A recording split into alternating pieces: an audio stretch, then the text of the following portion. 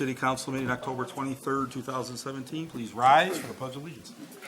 I pledge allegiance to the flag of the United States of America and to the republic for which it stands, one nation, under God, indivisible, with liberty and justice for all.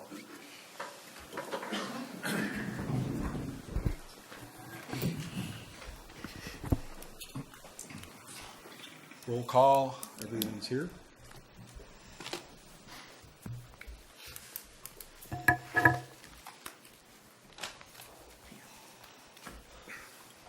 Approval of the minutes of October 5th, 2017. First, and then October 9th, 2017. October 5th. Does anyone have anything? I'll move the minutes from October 5th, 2017. Discussion? Oh, sorry. That's okay. On page 2, at the top, count down 1, 2, 3, 4, 5, 6, 7 lines. And Ms. Feinberg stated originally the city's multiplier was 1.3, but it was raised over the years. This is the addition, she stated the multiplier was raised to 2.5 in 2008.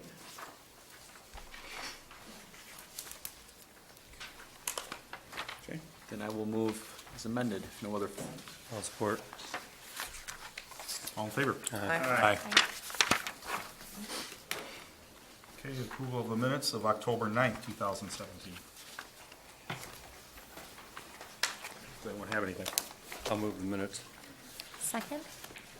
All in favor? Aye.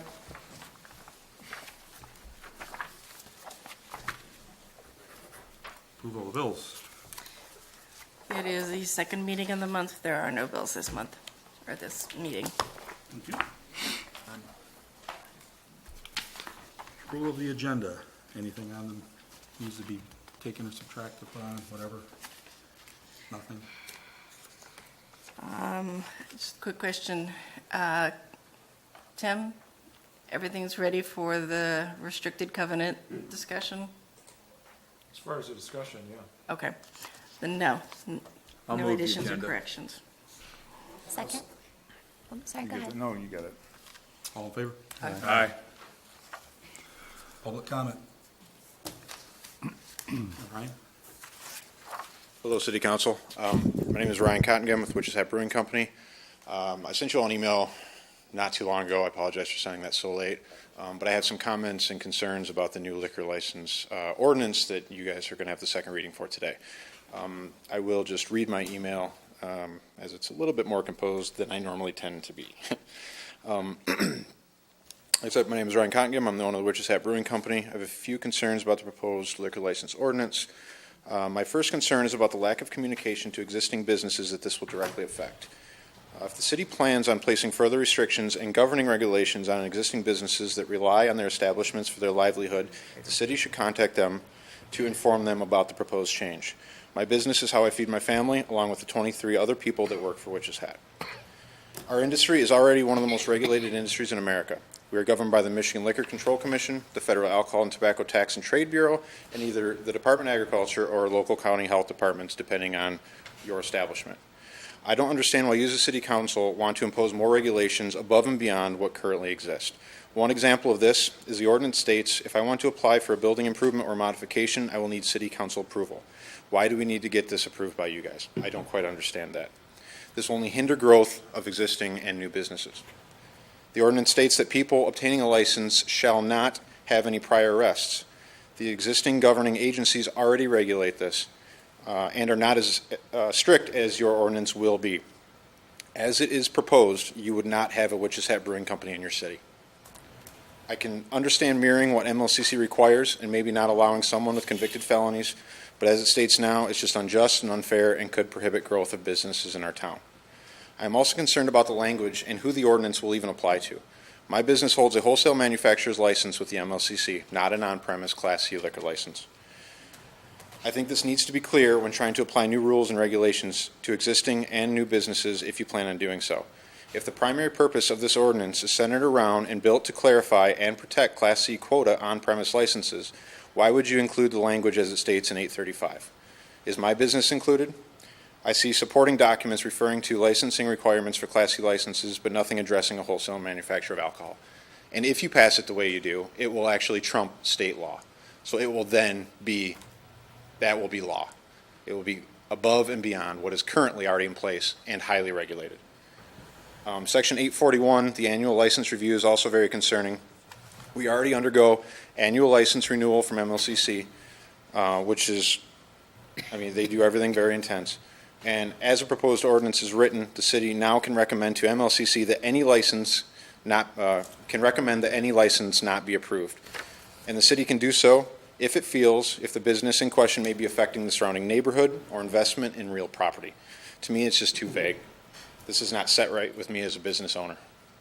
In conclusion, I, as a tax-paying business owner in South Lyon, do not understand why our city is spending money on legal fees to increase regulation on an already over-regulated industry.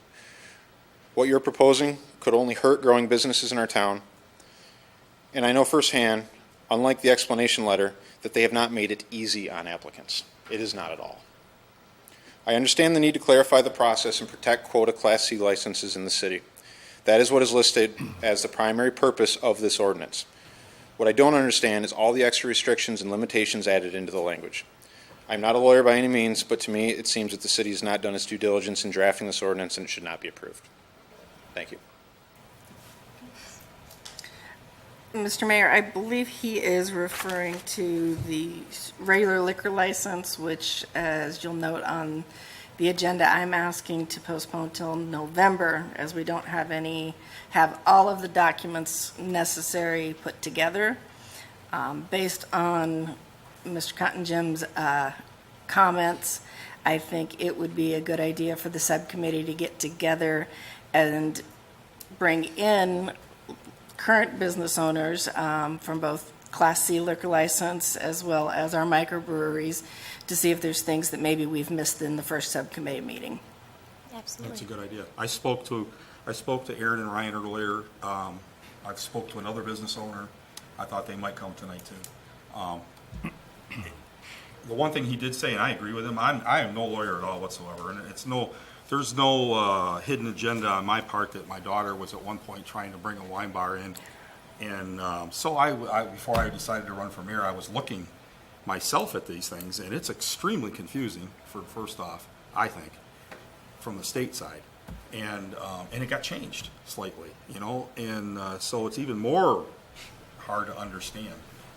So I think before I would be really comfortable, I would like to have more explanation and more review. I think anybody else, I'm not sure I will be here next time, but I think the new council and the new mayor would want to know the same thing, and so would you and everyone else, to make sure that we have everything in line. And It helps our business owners out. Councilwoman Parisian, who sat on the committee, also agrees that we could use some additional input. Absolutely. And Maggie had a comment. Point of order, could we move this discussion to old business item number 2? Sure. Thank you. Thanks, Ryan.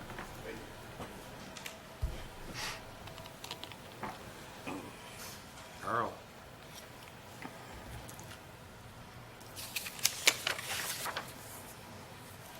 You're looking dapper.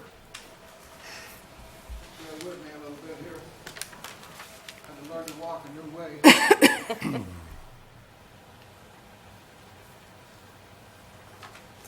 Okay. Carl Richards, 390 Lennox. Greetings, everyone.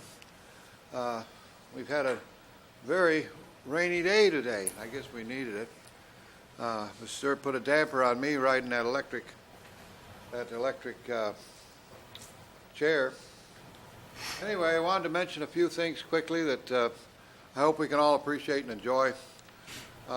This past Saturday, Active Faith had its 30-year anniversary from its inception in 1987. And they had a party. Can you all see this? This is just a napkin, okay. They had made up to celebrate 30 years with. And they gave me a couple. I thought it was quite nice, so I saved it for just like a souvenir. And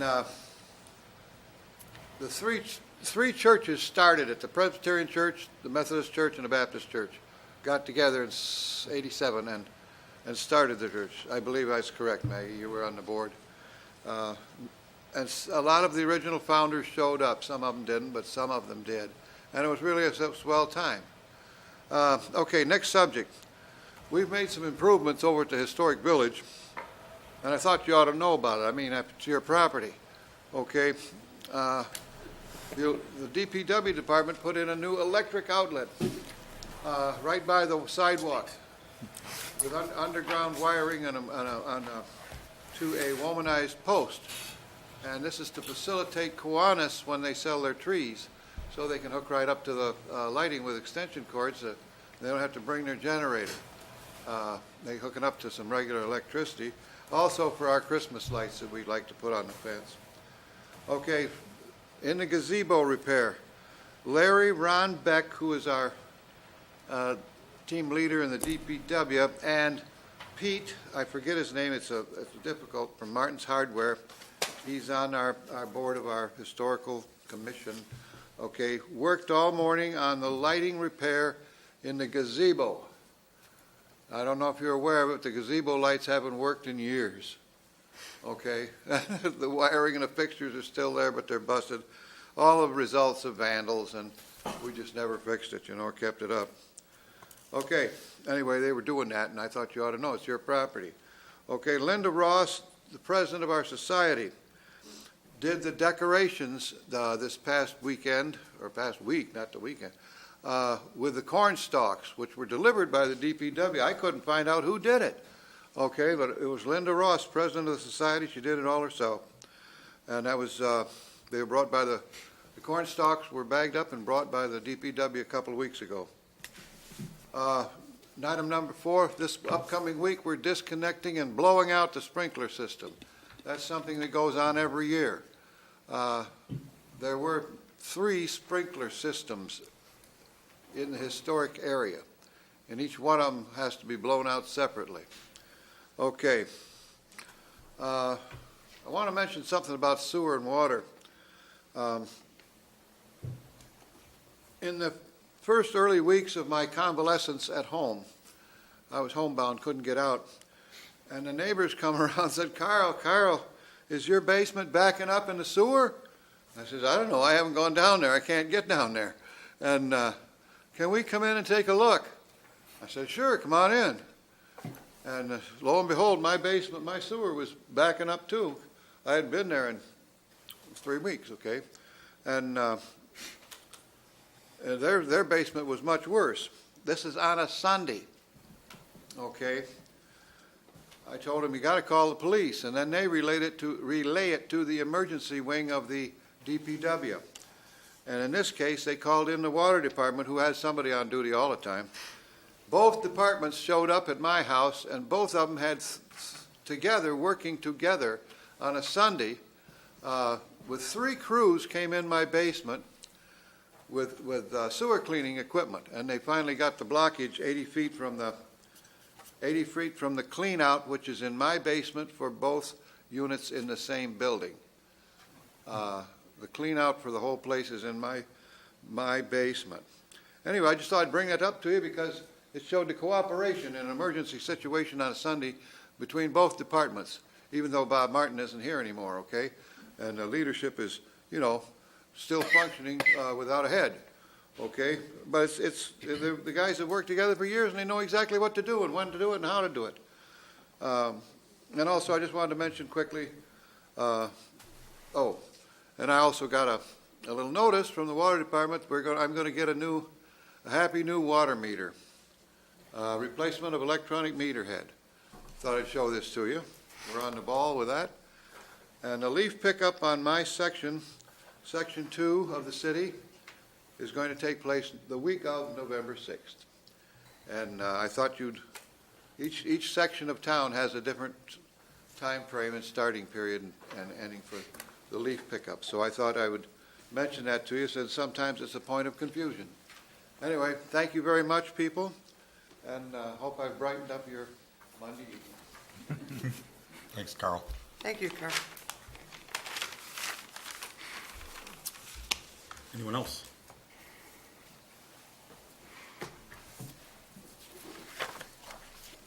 Okay, old business.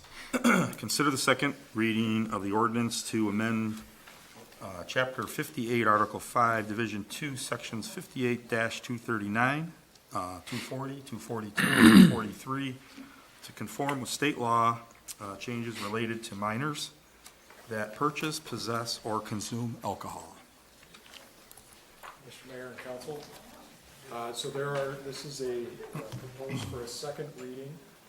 There are no changes from the first reading, with possibly the exception, I forget if we had the effective date language changed when it was read for first reading. There are no other changes. This would become effective, corresponding with state law changes effective January 1, 2018.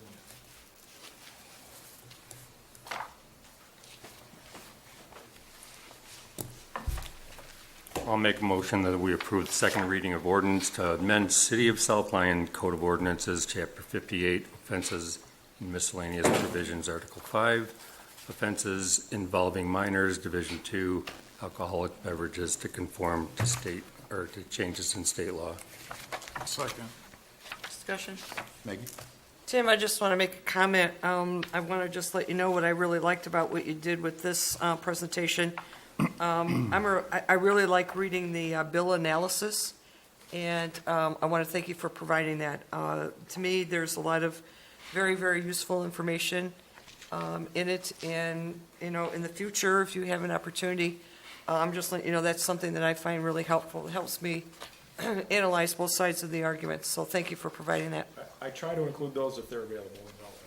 Yeah, they should be on all bills. Correct. Yeah, okay, thank you.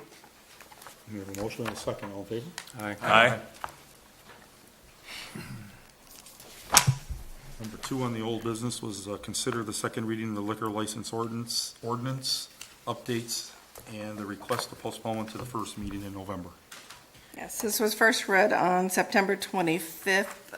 The council developed a subcommittee. We have met once, made some changes. I know Tim was still working on a form that would go with, that would limit the ability to transfer licenses out of our jurisdiction, but based on the comments heard earlier, I think perhaps postponing it to the second meeting in November and allowing us an opportunity to meet with local business owners would be advisable as well.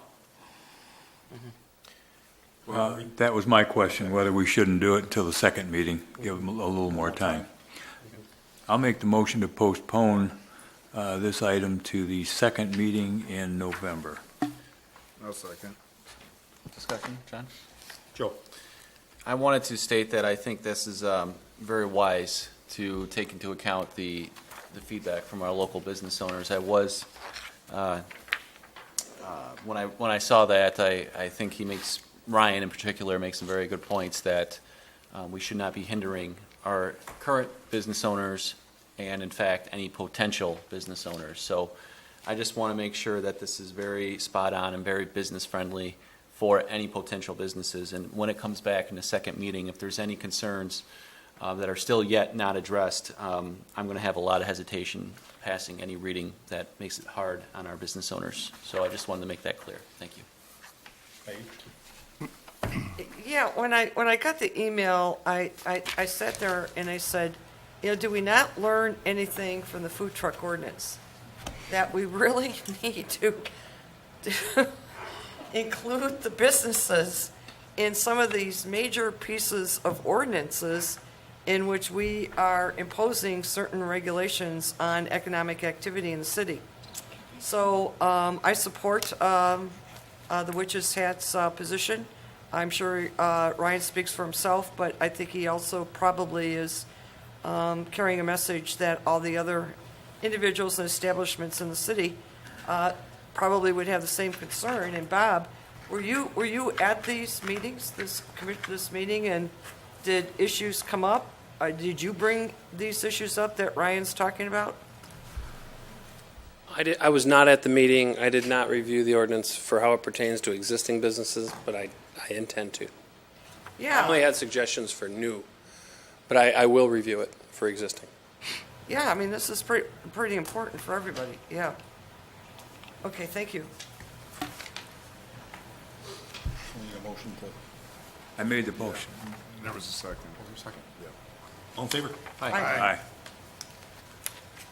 I think it's a good move.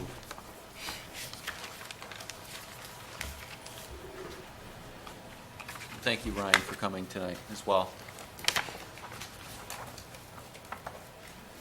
Okay, under new business, 2016, 2017, the audit presentation from Plant Moran.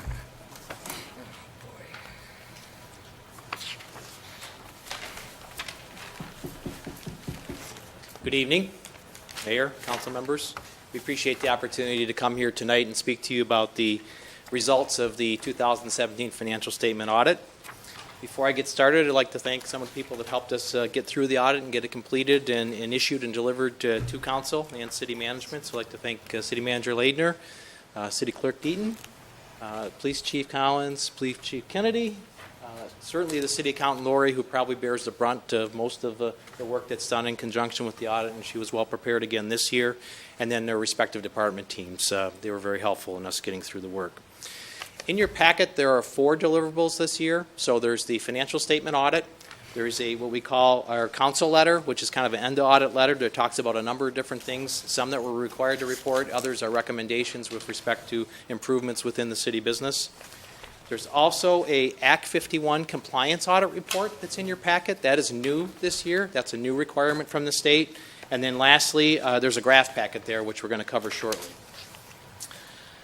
Before I get started, just to talk a little bit about the audit process. So we are in contact with the city throughout the year, and actually with some of the council members at times throughout the year, really to kind of check in on the financial activities of the city, get a better understanding of what's going on operationally. Is there anything new going on that may impact the financial statements? And to answer any questions that the city management or people at the city may have, and also to update them on anything that's kind of coming down the road that they need to be made aware of, in particular with respect to financial statement pronouncements which may impact the city.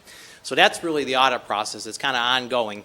And then as we get closer to the city's fiscal year end, we do come out ahead of time and kind of walk through where they're at, talk about any remaining issues that may be out there, any adjustments that may be needed for the ending financial statements to close those out before we actually start audit field work, which generally begins sometime in late August. And so that's a little bit about the process.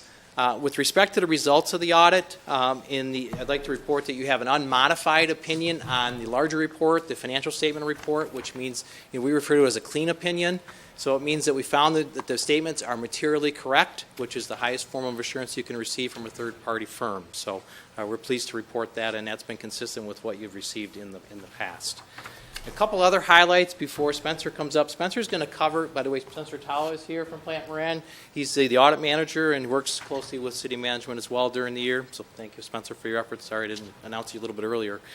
Spencer's going to walk through some of the graph package, which have some of the financial highlights, and then he's going to begin going through the council letter, and then I'm going to come back and talk about the second half of the council letter, which relates predominantly to the recommendations. And so he'll come up in a minute. What's not covered in the graphs, 2 quick items. So one, the city invested a little bit over $1 million in its capital assets and infrastructure this past year. About 70% of that was in your water and sewer systems. And so that's pretty consistent with what you've done the last 2 years. So you've invested about $1 million a year. So you are reinvesting in the city infrastructure. And I think that's important because those things don't have an infinite life, so to speak. So they do require maintenance, they do require upgrades, and it appears that you're doing that with respect to those investments. And then secondly, about a similar amount, you continue to pay down your debt. So you have some general operational debt that you pay, which is whittling down now, and then you have some more significant debt in your water and sewer fund, which related to the wastewater improvement plan improvements back in 2003 and some more recent improvements on the water system side. So that debt is getting paid down over time as well. And those two in aggregate were about $1.1 million this year, which is consistent with what it was last year.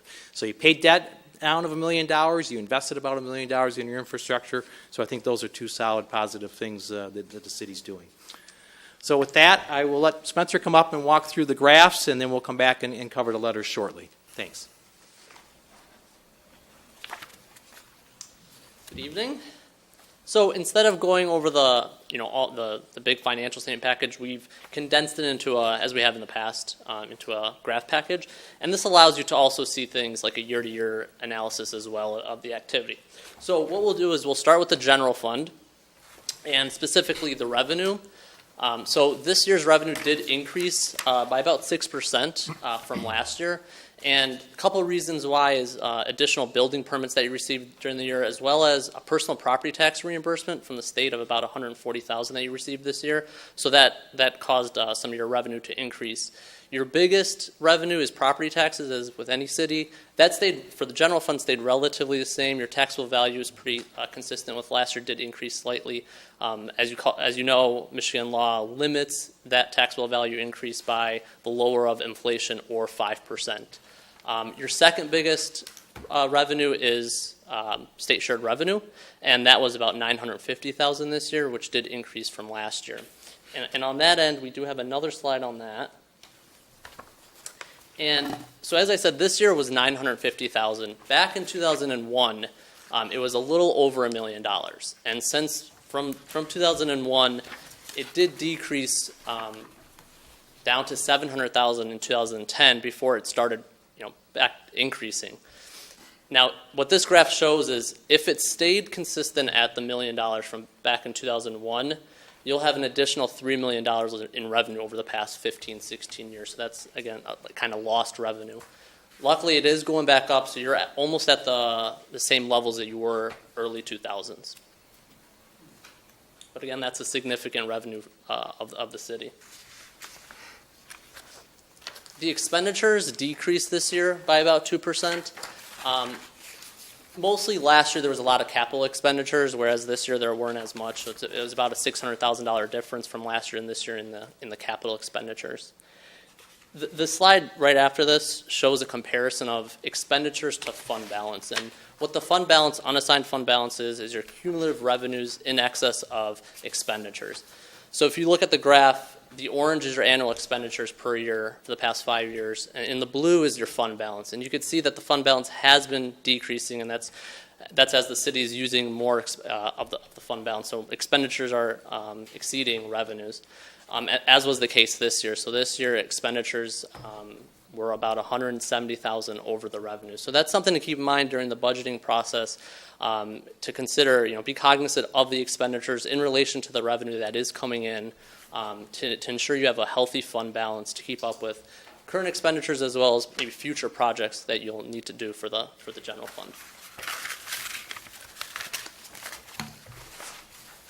Move on to the water and sewer fund. So what this graph shows is, in orange is your operating revenue plus your property taxes, and in blue you have your operating expenses, excluding depreciation, it's a non-cash expense, plus your capital improvements and debt service. So as you can see, for the past 5 years, the city is getting back to being close to having their revenues exceed their expenditures. And something that the city did this year was increase sewer rates as well as the debt millage, which is getting that back in line. So that's something to keep in mind annually, is to review the debt millage, ensure that it's enough to cover your future debt service, which is projected to be about $1.2 million for the next few years, as well as keep an eye on water and sewer rates to ensure that it's covering current expenses as well as any future expenditures that you need to spend for any capital and infrastructure projects for water and sewer.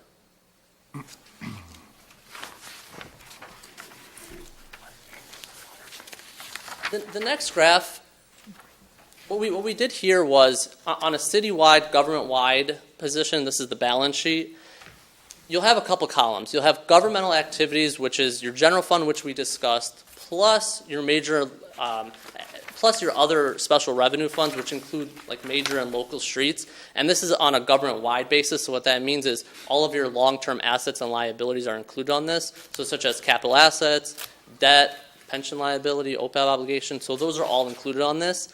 Your business type activities are your water and sewer, which we've discussed. So what I want to discuss is on the governmental column, you'll see at the very bottom your total net position is $22 million. And of this amount, $18 million relates to capital assets, 2.5 are restricted, for things such as road improvements. So your Act 51 money that comes in, you're very restricted in what you can spend that on, mostly road projects, and the rest is your unrestricted amount. The next slide will go over the trend analysis for the past 5 years of those different buckets. And I want to point out for the unrestricted, you could see that it has been going down as well, on a government-wide basis. One of the big things that happened last year was your accounting standards changed and your net pension liability was finally on the books. And that's why the unrestricted went down and ate up a lot of it. Some communities, the unrestricted, that accounting prowess caused unrestricted to go into negative because of the big liability that was put on the books. Next year, a similar accounting standard's coming out for OPEB. Currently, your OPEB you do have an OPEB obligation liability on your books for about $500,000. Next year, with the accounting changes, your total liability will have to be put on the books, and that's going to be about $1 million. So that's an additional $500,000 or $600,000 that's going to be eaten up for your unrestricted as well. What's that for? What's that? What's the additional on the accounting change? What's the Other benefits. other benefits? Yeah, so right now, the current way Healthcare, things of that nature. Yeah, it's the retiree health care. So Okay. right now, the way the accounting standards have it is every 3 years or whatnot, there's a calculation that's done of what you're not required to put in, but kind of what you're expected to put in as a contribution. That is the amount you have not put in, so that's what's on the books now. But next year, it's going to be the amount of the liability for the retiree health care that's going to be put on the books. I wish that had been taking place all along. Keep Yeah. a lot better track of things. Right.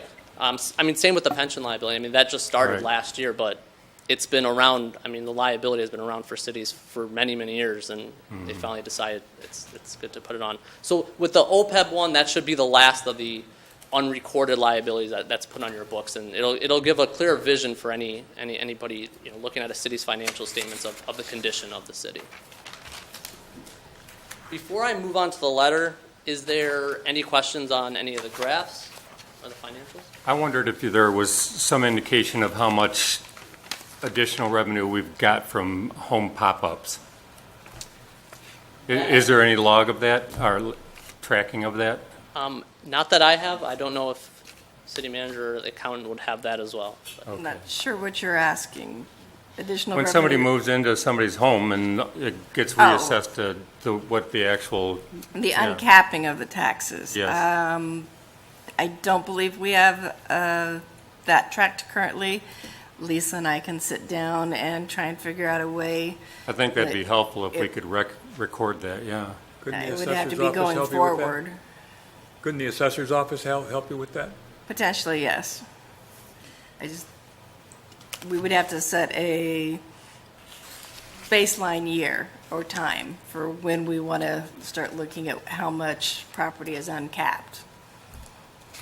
Spencer, I have a question. Yep. So I just want to make sure I have this number correct. You said that last year, $170,000 was spent over, was From fund higher than balance, yeah. expenditures than we received in revenues. For the general fund, yeah. Okay, so did we dip 170,000? You did. Yep. So last year your fund balance was about 2.6 million. Now it's at 2.5 million. Your unassigned fund balance. But that is what we were budgeted to, actually less than what we were budgeted to spend into fund balance for that fiscal year.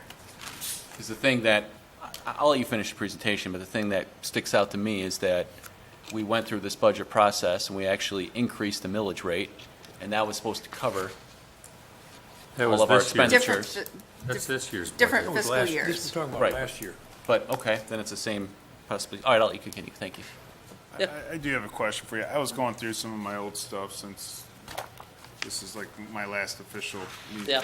And I found your audit presentation to the city council for June 30th, 2014. And I'm looking at your graphs for the city of South Lyon Water and Sewer Fund years ended June 30th back in 2014 compared to the one that you just presented. Mm-hmm. There are different numbers for the 2013 and 2014 graphs from when you're looking at the 14 compared to what you just presented today. And I'm just curious why. Is it the same basis where it says? That's what I'm trying to figure Yeah. out. It says operating revenue back in 2014. Does it say plus property taxes? Yeah, what's the addition of the property taxes as to expenses? So, well, not to expenses. It's property tax revenue. Right, but Yep. the expenses, if I read this right, and I can show you this. I mean, the expenses on the 17 for 2013 were close to $7 million, right? If I read that right? And then I look at the expenses for 2013, Yep. and it's under 6 million. So I'm trying to figure out why there's a This difference. includes the debt service. So Okay. we went through and revamped this before. I think it was last year when we revamped it. But so we included the property taxes for revenue wise, where we didn't include it before. And then we Okay. also included the debt service as in expenditures, whereas before we didn't. Just to get that kind of the matching of, the property tax revenue, which is to pay the debt millage, and then we also include the debt millage with the operating expenses. I thought that, but we're using property taxes? I thought we were using an increase in the, oh, I understand, we're paying the debt millage, right, Yep. okay, all right. Go back to that water and sewer graph, Yeah. that one, real quick. Oh, you got it. The whole idea of this graph right here is to reflect cash flow, because that's really the lifeblood of the water and sewer fund, really in any fund. And so what this tries to get to from a cash flow standpoint, how much have we brought in revenue for cash and expenditures in cash? And what it tries to capture in the last graph for 17 is we're getting close now. The reason we're getting close is the fact that this past year, we raised the amount of millage revenue that the water and sewer fund is recording, and that's what's being used to fund the debt service in the water and sewer fund. The rates are funding the operational side, the millage is funding the debt service side, which includes both principal and interest. And so you're not quite there yet, so it does need some attention. We're going to talk about that when we go through the recommendations, but you're getting closer than where you were at that point previously. Why the change, though, between the 2 years? We're trying to from this year to this, from 16 to No, 17. I'm saying Oh, from from like the previous presentation, yeah. it really, honestly, it was trying to get a better picture that was simpler to explain, to be honest, on the cash flow side. Both of them were attempting to get to a cash flow measure. We felt this one was more on point. Okay. So if the bond wasn't funding, where was that money coming from? If it wasn't fully funding the water and sewer So service? there was a millage that was previously funding the debt service. It just wasn't paying for all the debt service. So the portion that it wasn't paying was really coming out of the rates. And so you have, maybe we can just cover it now. We have two options really to cover any cost of the water and sewer system. You could pay for all the operating costs and all the debt if you choose to out of your rates, if you choose to. You have though a voted millage to allow you to pay the debt service on those bonds, and that's the 2003 bonds that I talked about earlier for the wastewater improvements. And so previously you weren't allocating or levying enough millage, although you're able to cover the debt service, so the rates were really covering the difference to pay for that debt service. This year, you raised the amount of millage that was allocated in water and sewer, and that covered predominantly the debt service that was paying on an annual basis. Was any money coming from the general fund? No. No, it was just coming from the sewer Correct. and water rates? Yes. Okay, and how many years was this going on where it Well, wasn't covered? Well, you've been using millage and water and rates to cover debt service for a number of years now, as long as I've been involved, and that's at least 4 years.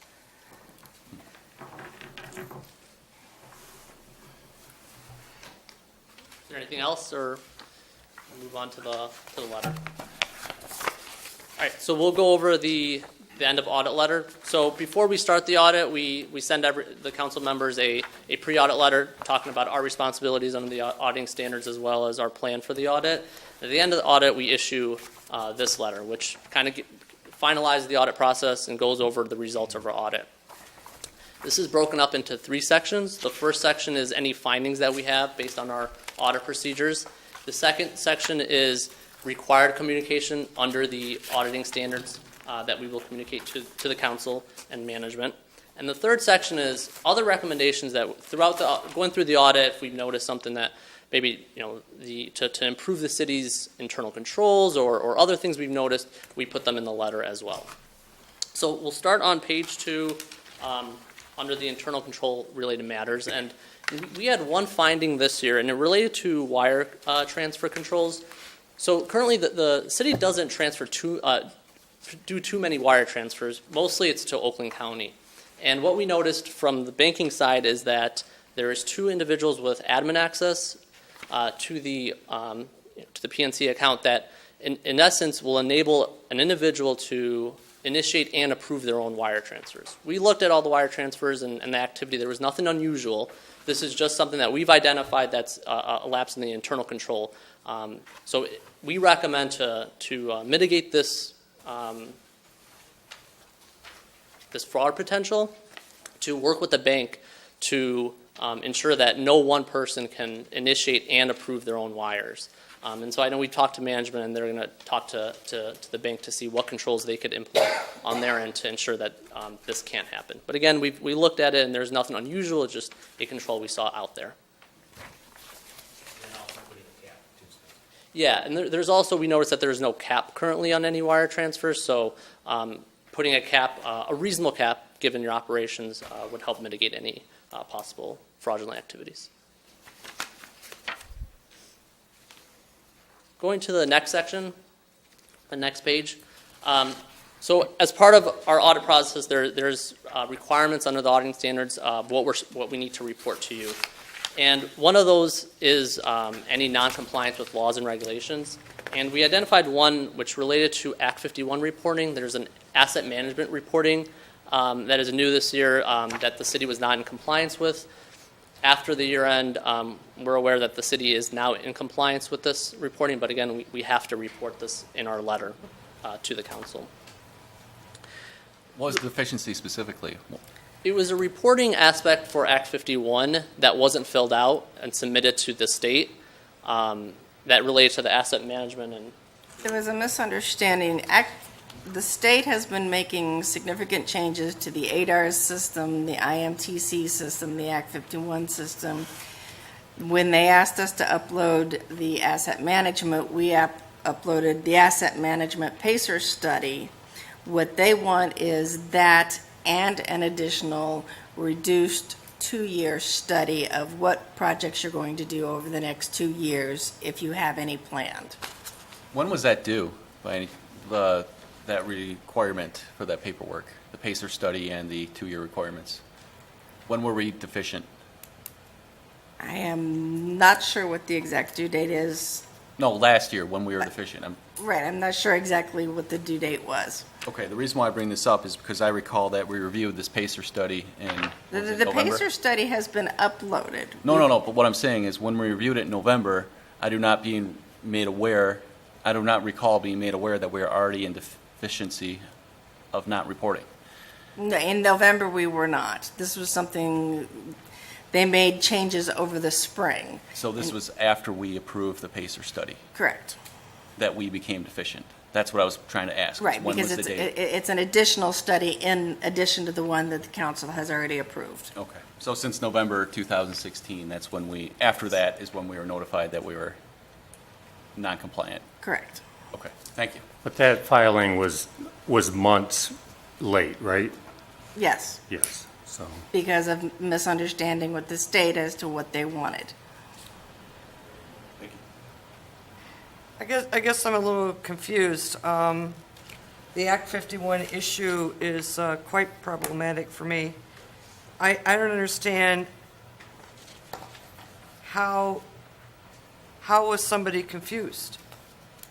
I mean, does the state not say this is the information that we need?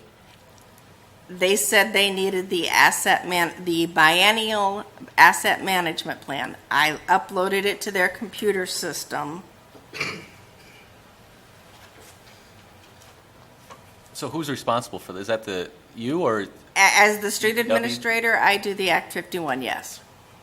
Okay, what anything? Act 51 is anything having to do with local and major streets. But I don't recall being told that the state had rejected our filing. Because I was not aware that they had rejected our filing until much later. Okay. That in itself is kind of a concern, but that also delayed us being able to get our Act 51 monies, and that retarded timeline ended up kind of impacting some other bill paying, so.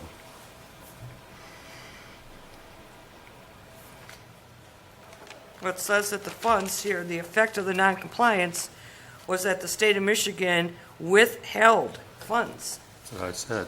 Yes. withheld funds until the report was submitted fulfilling the requirement. How much money was withheld?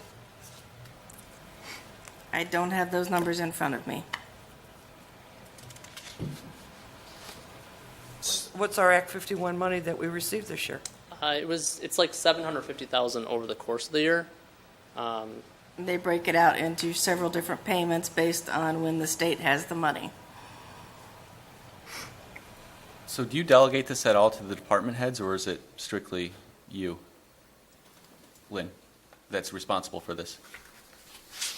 Lori has helped in the past with some of the Act 51 paperwork, but it is my job because I have been the designated street administrator from the council. Okay. All right, thank you. So moving on with the letter, it goes on to talk about the accounting practices of the city. So there was one new accounting pronouncement this year, relatively tame compared to previous accounting standards. It was GASB 77, which all it did was include a tax abatement disclosure in your footnotes, which is note 12. So it required the city to identify their tax abatements and include information on that in the footnotes. We only have the one, right? Two. The tube mill The tube mill has two. has two, okay. So going on, there's in the accounting records, there's sensitive estimates that are used to come up with some of the amounts recorded here, and those relate to the most significant ones relate to unbilled water and sewer, as well as the net pension liability. So MERS and their actuary used assumptions to come up with the city's net pension liability. This includes the significant ones include mortality table and the investment rate of return that they expect to get in the future. So part of our audit, we look at the reasonableness of these assumptions to ensure that it is reasonable in compared to your financial statements, which we have done. Excuse me, are you suggesting you're validating MERS's, what their assumptions are? We look at it from a reasonable perspective and a materiality perspective. To see, like, if they're using 10%, we would probably not be comfortable with it, obviously. But we do look at they're using a 7.75%, and we do look at it as, first specifically in their portfolio, do they have the support to, for that 7.75%? Plus, we kind of look at it from a national trend.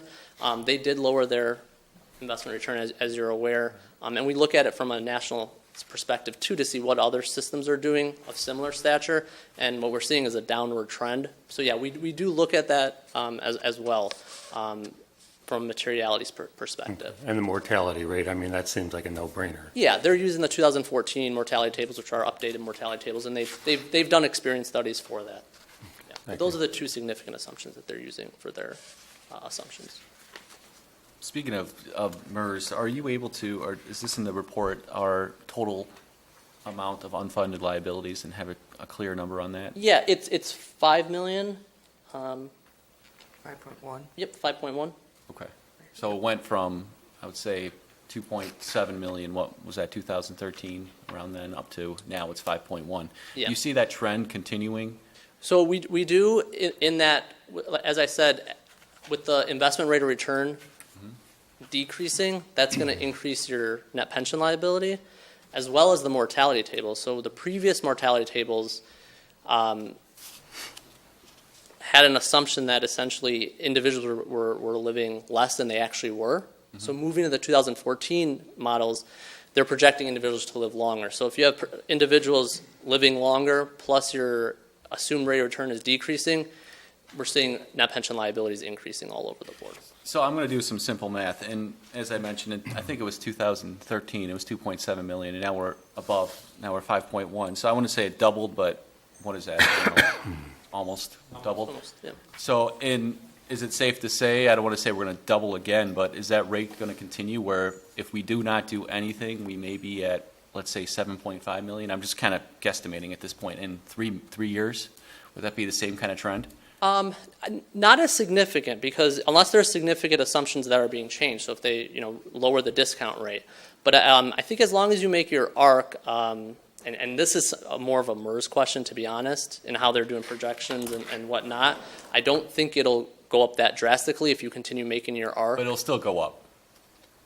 If we don't do anything, Yes, if you don't do anything, I would assume it's going to go All up. right, that's all I wanted to Yeah, establish. but how Thank much, you. I can't say Right. here. I'm not Right. Okay, that thank you. sure. Yep.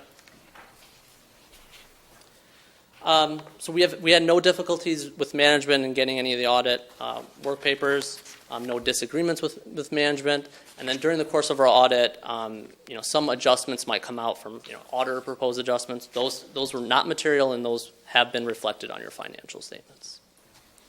So with that, I'm going to turn it back to Doug for section 3, the other record. I had some questions on the letters. Oh yeah. Is it section 3, or because Doug's still going to go over the rest of the letter? Oh, Yep. okay, all right. On your pension question too, last year, 2016, was a year where the liability went up appreciably, and it was really for the reasons Spencer mentioned. One, they reduced the discount rate, which is big. It seems silly, but a 0.25 or 0.5 change can make a huge difference. And then also the mortality table. So last year, those adjustments alone were around $700,000 that got added to the liability just from those changes alone. And so that was a big impact. This year, you actually had a little bit of improvement. Your liability went from 5.3 to 5.1, and so it dropped a bit. Your funding percentage went from 65 to 68. And so it was a little bit of an uptick this year, and it was primarily related to investment performance, which was pretty solid. As Spencer mentioned, I was going to walk through section 3, so this kind of falls under the other recommendations in related information category, and some of these are operational, some of these are financial in nature, and a few are internal control related. So the first item on there on account balance reconciliations, this really relates to the performance deposit liability account, and really going through there to see what's left in there and what we should be doing with those deposits. Some are a little bit dated. The city's done some of that review previously in the last 2 years. That balance has come down some, but I would just encourage them to continue to go through there and determine what's the best course of action for those performance deposits from the developers, because some are a little bit old. What happens is when someone's going to come in and do work within the city, a lot of times they put a deposit down to kind of guarantee they're going to finish the job, it's going to meet code. Sometimes those projects go aside, sometimes they don't come back and get their deposit, so those can accumulate over time. So you do have some that are on the books that are a little bit dated that we should be looking through to understand exactly where they came from, who should they be returned to if they should be returned, or should they be escheated to the state or taken into income at the city. So there's a little bit of work to do there. Restricted assets. So restricted assets are within your water and sewer fund. And that amount is about $4.2 million, I think, at the end of 17, roughly. It's a good-sized number. And that's really monies that have been set aside from the tap-in fees that the city's been collecting over a number of years. At one point in time, there was a council resolution that spoke to what percentage of tap-in fees was going to be put into this restricted category to fund future infrastructure improvements. And there was a resolution to that effect. The actual formula that's being used to actually record the tap-in fees is a little bit different than what that resolution was. So what we're recommending is to take a look at that again and say, okay, how much of our tap-in fees do we want to actually put into a restricted category to fund these future infrastructure needs, and then have a resolution to adopt that, and then follow that policy for future tap-in fees to come in. What's the difference? It's a percentage difference. It's not significant, but it's not what the resolution was, and so that's why we wanted to bring it to the attention. We could find it. I don't have it off the top of my head. that was 60/40, wasn't it, the tap-in fees? I believe that was the case. So we're close to doing what was the resolution was, but it is a little bit different. And I think at one point in time, maybe my understanding of the history was that the city manager changed that and tweaked it a bit, and we've been following that practice going forward. But the policy that was adopted, it's a little bit off from that policy. But I think the main point is, how much do we want to set aside to fund future infrastructure as part of these restricted assets, determining where we want to be with respect to that, and then making sure we're following that policy going forward. The next item on the list is what we've already talked about, and it's kind of this water and sewer rate and property tax revenue. So first off, all the water and sewer rates should be formally adopted by council. The water rates that are in effect now were adopted in 2013. They go through, I think, April of 2018. And the sewer rate, the most recent sewer rate, was discussed at a council meeting last fall, and that was implemented this past year for the 16-17 year, the year of audit. But that's not. It was actually adopted because it was adopted as part of the formal fee schedule. So that would have part been of the fee schedule. Yeah. Yep. So it seems like we're following that policy, but the water rates that you agreed to in that 5 year period do come to completion at the end of April of 18, so you need to be looking at that again. But those rates escalated through that 5 They years. did, absolutely. There were Yeah, okay. step-ups, yep, as there needs to be, Right, as the costs okay. go up. So to me, the bigger question honestly is, how do we want to fund our water and sewer operations? So if you ask me, what's the biggest challenge do we have here at the city? It's really in the water and sewer area, in particular with respect to those operating costs. And so how do we want to fund those costs? Do our rates sufficiently cover those, including depreciation? You can continue to cover the debt with the millage if you choose to do that. I think that's certainly a viable option, and you have the right to do that. It's probably what I would do. And then I would try and make sure that I'm covering my operations via the rates.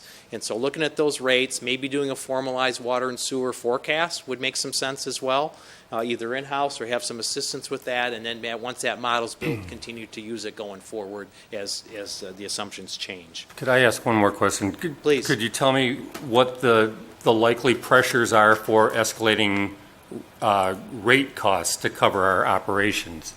Well, you're a little bit more fortunate because you create your own water. Right. Because in many communities, really the costs in particular from Right. Great Lakes Water Authority now, those are somewhat out of your control. You can control peak usage in those things perhaps, but you do have the water side, so that cost is a little bit more contained. So, But I to mean, me, is that labor costs primarily, or? well, it's labor costs, and then I'll call it operations and maintenance type things. Yeah, So okay. not capital items, but things really just to keep the system going. Yeah. And so having an understanding of those, making sure we're doing the required maintenance on a regular basis to get the longest life that we can out of the asset, but also forecasting out when are we going to need to replace some things, and having a plan for that and a funding process for that as well. So that would be on the operations side, doing that assessment of what? Yes. Okay. Correct. All right, thank you. Investment returns, so we do think there's some opportunities there to improve the investment returns for the idle cash at the city. You have a lot of restrictions on what you can do with most of your cash and investments other than within the pension funds. But on the straight out cash, we think that the Comerica J Fund could potentially be an option. Oakland County has a pooled fund that gets a decent rate of return, decent in today's marketplace. And then also Michigan Class is another group of investments that we see a lot of communities get involved with, and it's probably a point better than what the banks are offering. So those are some options there to consider. We have a repeat item just on network authentication controls, which really is just around password protections. We think those could be strengthened in terms of the complexity of those, as well as the number of times you can input before you have a timeout. We see those things changing regularly as well. I think you should periodically be changing those, and they should need to be more complex. Cash drawer activity. So this is just a recommendation that you count the cash in the drawers every day, even if there's minimal activity. And so this was an item we had in last year's letter. I think on days where they're heavy collection days, we're doing that. We're collecting. We're balancing the drawers at the end of the day, and we're going through the process like we should. But on lighter days, sometimes it doesn't get done until the next morning. We would still recommend that be done at the end of the day, even on the light days, and to make sure there's either two people involved in that process as well, so someone's not counting their own cash drawer. The last page on the recommendations, so Spencer talked about the new OPEB standard, which is going to put that full liability on your books. You also will need to get a formal actuarial evaluation of your OPEB liability this coming year. In the past, we've been using really an Excel-based formula because the size of your community allowed you to do that, but with the new accounting standard, it requires an outside actuary. So there'll be some costs associated with that, unfortunately, and you also have to really make sure you're in communication with an actuary ahead of time because they're doing these for many, many communities, so they're going to be backed up because there's only about maybe four actuaries that we typically see do these for governmental entities. So they're going to have some new business coming I up. have a question on that. Who mandates that we do that? The accounting standards. And do they fund that? They do not. So it's not funded liability by the actuaries? It is. Okay. And I'm just the messenger about it. But I understand. Thanks for clearing that up. Yep. Positive pay. So we do think positive pay is an area that could help improve the internal controls of the city, both on the payroll side and on the vendor side. We're seeing that more and more on the governmental. It's been in commercial businesses for a lot of years now, so that's something to look at. You do have some old outstanding checks that we think would be important to look at as well. Not many, but some, more than we've seen in the past. So taking a look at those, trying to figure out why they're not cashed. I know there's been a number of follow-ups on a few of the checks, and what I'd suggest is voiding the checks at some point in time and have a practice of doing that. Do we have a situation where a check has an expiration date on it? I mean, 30 days or 90 days or? I'm not certain on that, I wondered if Lori might. if there's a Well, I stipulation. guess on it. there's an expiration on it. It might be 180 days, but I'm not. The banks sometimes have limitations on what they'll cash after a certain number of days, and I think it's 90 days or less. Yeah, okay. Equipment charges, so this was the second item that was in our Act 51 compliance report. So we talked about the asset allocation plan, or asset management plan, which needed some additional information. Some was submitted, but not all of it. The second item is really taking a look at how we're charging equipment to the road funds. So the road funds use equipment at the city. You can charge them for use of those funds and use Act 51 monies to fund that. There's state-established tables which indicate how much you can charge depending on the type of equipment that you're using. But the key is really tracking the actual usage and then charging based on the usage. We've been using some estimates in the past. The dollars aren't substantial dollars, but they're not actual. And so we really want to get to the point where it's actual. So actual usage is getting charged for using the rates at the state provides. Can you explain that a little further? So you said that we're not charging the amount that we're actually spending. Is that what you're saying? So No, time, how much equipment's used, yeah. Our mechanic, Doug, will send a front loader that is owned by the water department out to do a street project. The actual time the front loader is working on the street project is 3 hours. But from the time it leaves the garage to the time it comes back, it's 5 hours. So Doug estimates the use at 5 hours rather than the 3.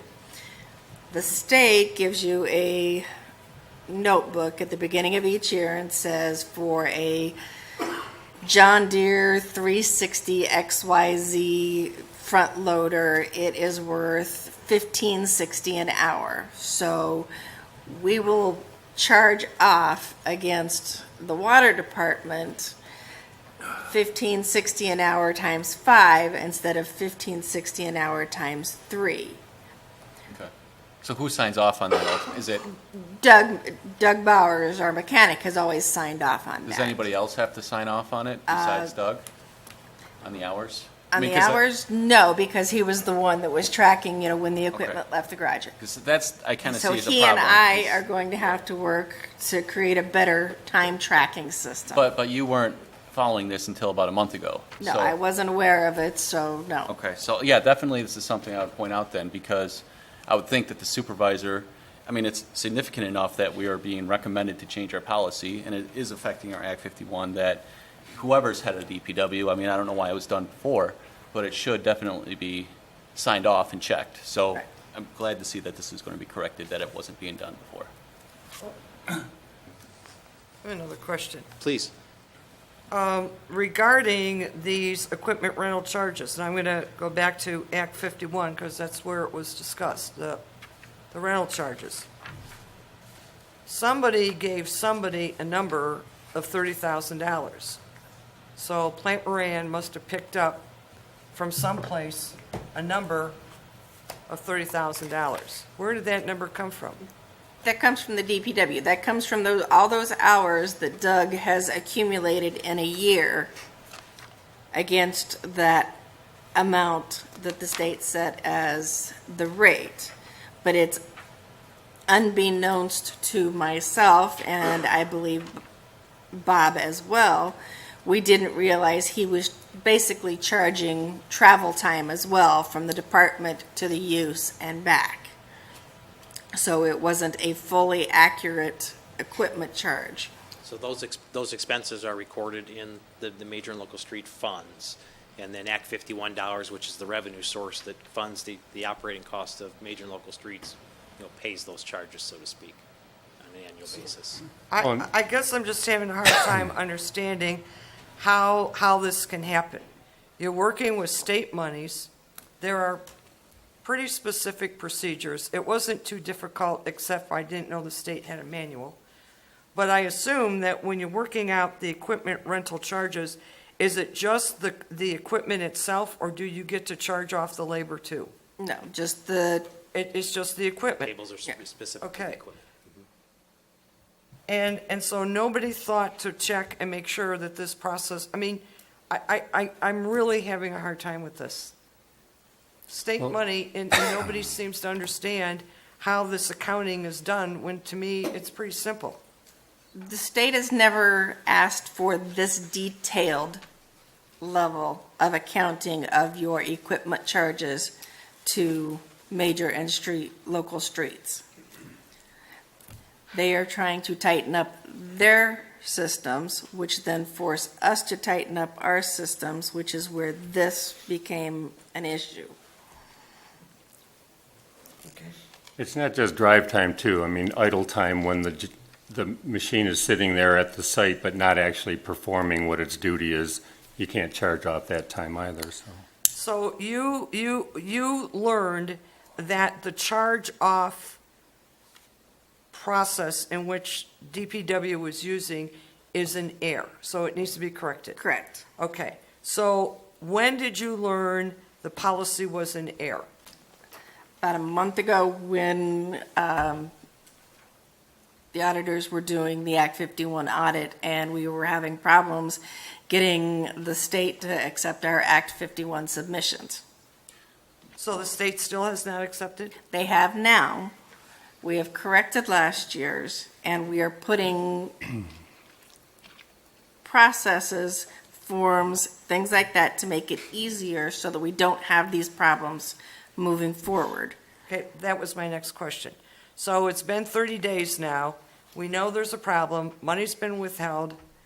And do we have a policy in place yet, or are you still in the formation stage? Still in the formation page, but the money is not, to my knowledge, the money is no longer being withheld. They have released all of our Act 51 because we are in the process of becoming compliant. Have we received it? Yes. Lori says yes. Okay. When did the state notify us that we were not in compliant and following the right reporting from DPW? July. When? July, July of this year? yes. Why wasn't city council informed? Because it was a process I was trying to fix internally. So we were But informed it's still July. not fixed. No, it's still not fixed, and it's still in process. When did Bob retire again? August 31st. So we were informed July about this non-compliant, okay. I just That's- wanted to understand the timeline. Whoa. But I am not in any way blaming this on Bob.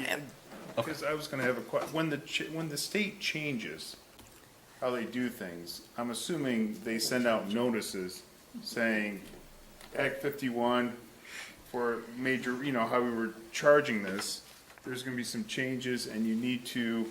You need to go to a webinar Okay. When did we receive notice of that? in July.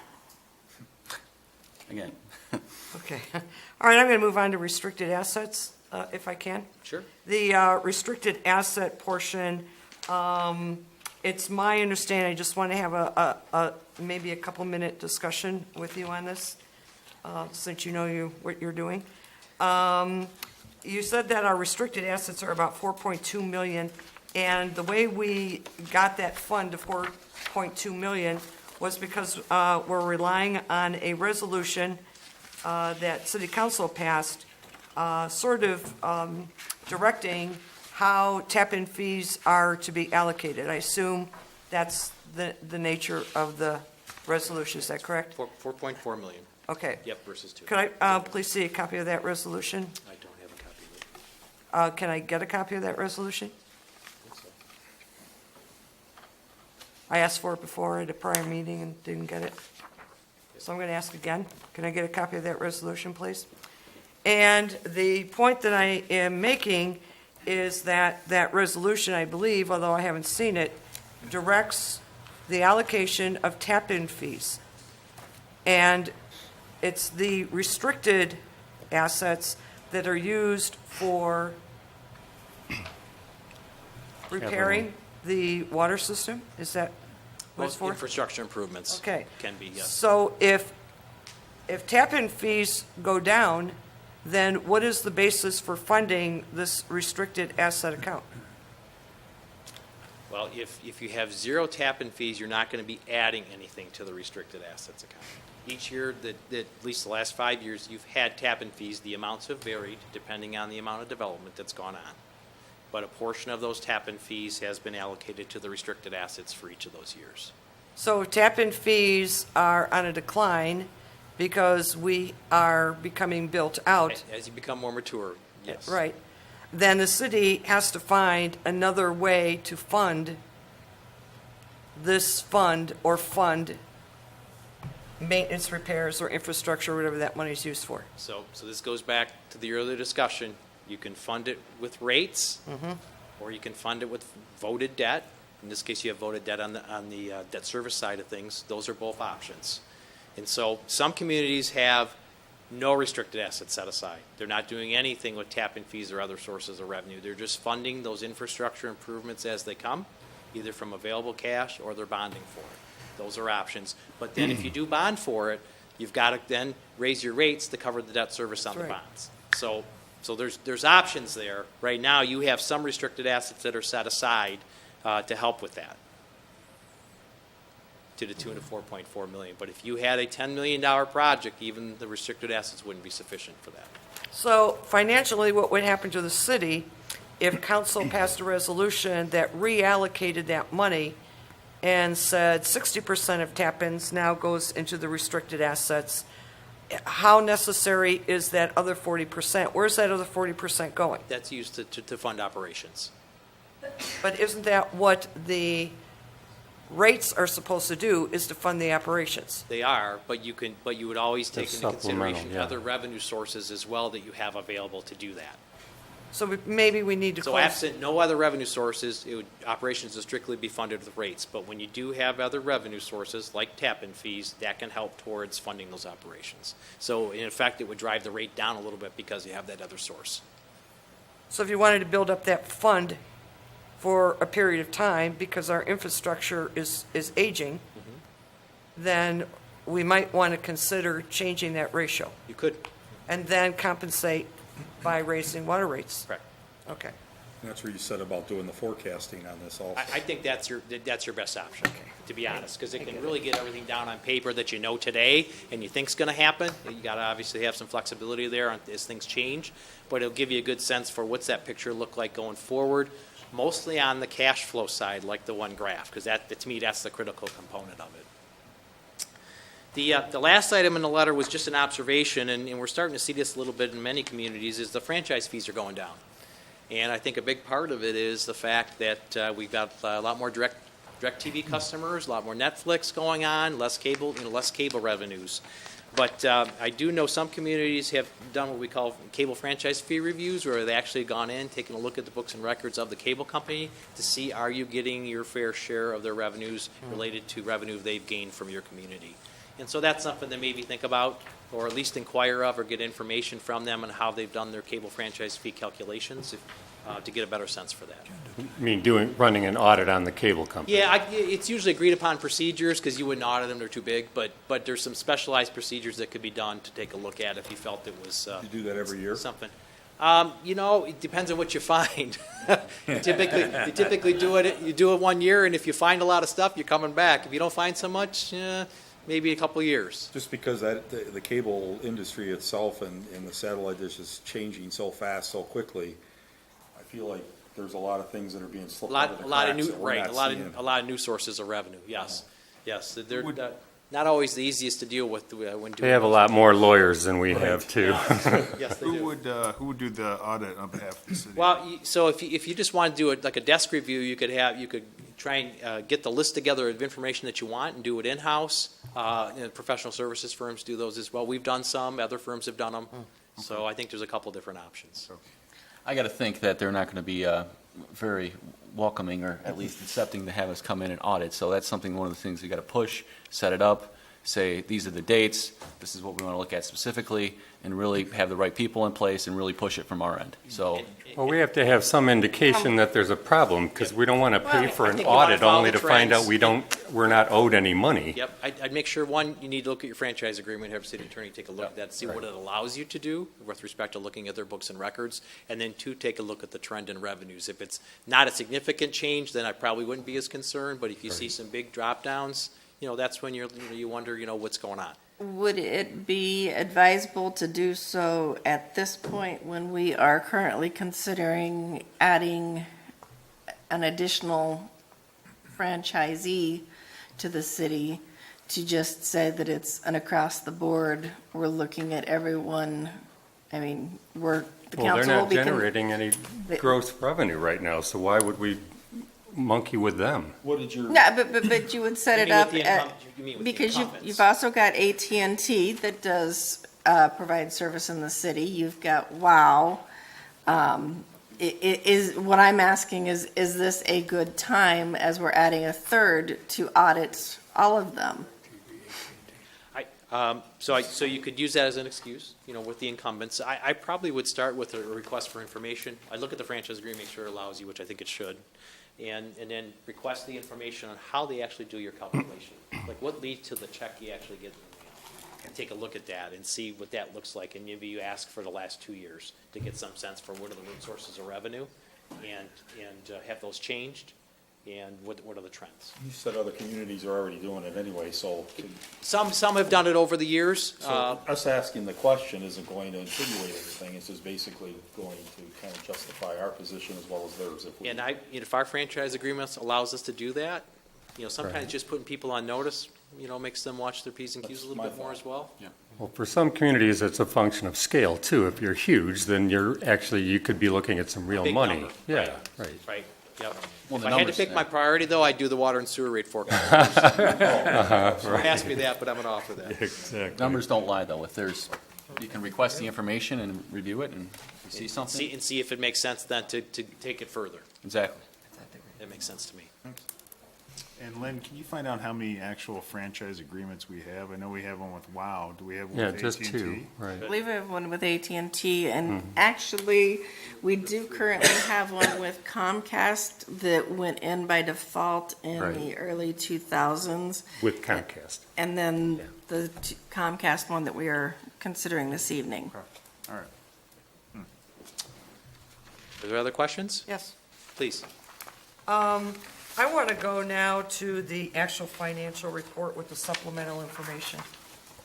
I'm looking at page 3, and your financial highlights, once again, expenditures exceeded revenue in the general fund.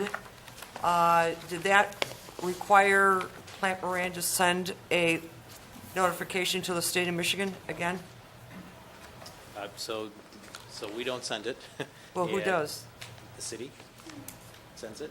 If there's a deficit, it would be the city that would send it. What- In this case here, though, that's if there's a deficit. So if you're looking at page 3, we had, this year we had excess expenditures over revenues of 177,000, but you don't, cumulatively, you have a positive fund balance. So there's no issue with respect to a deficit. Okay, so was any communication sent to the state? We received a letter, today is Monday, on Friday. I am drafting it similar to the same letter that was brought 3 year. before the council regarding 3 years, having used some fund balance. Yep. The state has a mechanical process where once you upload it to the state, they'll look through it, and Yes. if they see that you're using enough fund balance, they'll send a letter to the city requesting information. I was thinking you were asking a different question.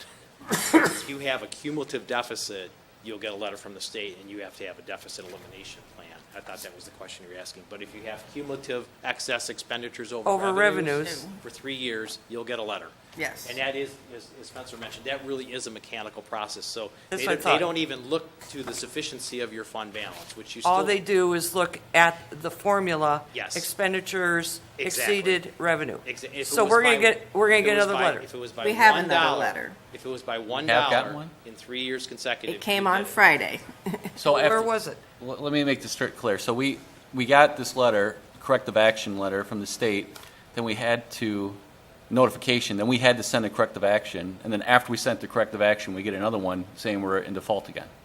No, we did one last year, And then we got another one. and then when they submitted this year's audit, we received one this Friday that I will be submitting to the council on I don't even remember, the 9th of November, with the corrective action, the copy of the letter, the same information you received last year when we got the letter from the state that said that we had dipped $100,000 into fund balance. We were not in excess of our revenues. In other words, we weren't spending at a deficit level, but we had spent fund balance. Right, but the issue right now is not deficit spending. The issue right now is getting expenditures under control. Yes. And since I have been on this council, there has been nothing but expenditures exceeding revenue and these notices coming from the state of Michigan. That, to me, that's a problem. That is a problem when we cannot get our expenditures under control. At this point, I don't care whose fault it is. It has to get under control. These Understood. letters from the state of Michigan have to stop coming to the city of South Lyon. Understood. Okay. Now, the fund balance, it was my understanding that in the spring, we made a cut of close to $500,000. And we make this cut of $500,000, and we still had to dip into the general fund by $177,000. So somewhere along the line in this process of the budget, these numbers were still not getting right. Because $500,000 was still not enough to pull us out of this problem. We were still almost $200,000 off. So I can't speak to your Well, final. I know you can't, but I'm Your looking- final budget, your final amended budget, which is on page 36. If you turn to page 36, it has your original budget and then the final amended budget. Let you find that. So your original budget was to spend $405,000 in excess of your revenue. The amended budget was at $455. You ended up at $177. So we were, so let me get this straight. We were supposed to spend close to $500,000 more money than we were. The original budget that was adopted, that's what it indicated. This is nuts. And then compound that with this past year, and we were on the same track, and we had to raise taxes just to make sure we weren't doing the same thing again. I mean, See, yeah, and you're right, because I do have this highlighted. On page 36, the net change in the fund balance in the original budget was $405. For whatever reason, the budget didn't originally pass. And then we now have the amended budget of $455. And then there were issues with that.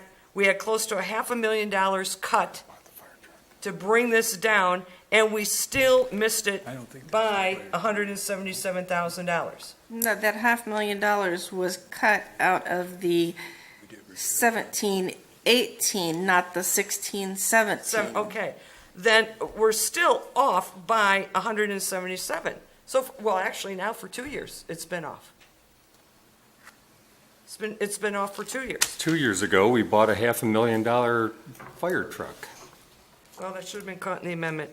The next thing I want to bring, and like to ask you your opinion on the total net position related to the city's activities that decreased by approximately $953,000. Could you interpret that sentence for me?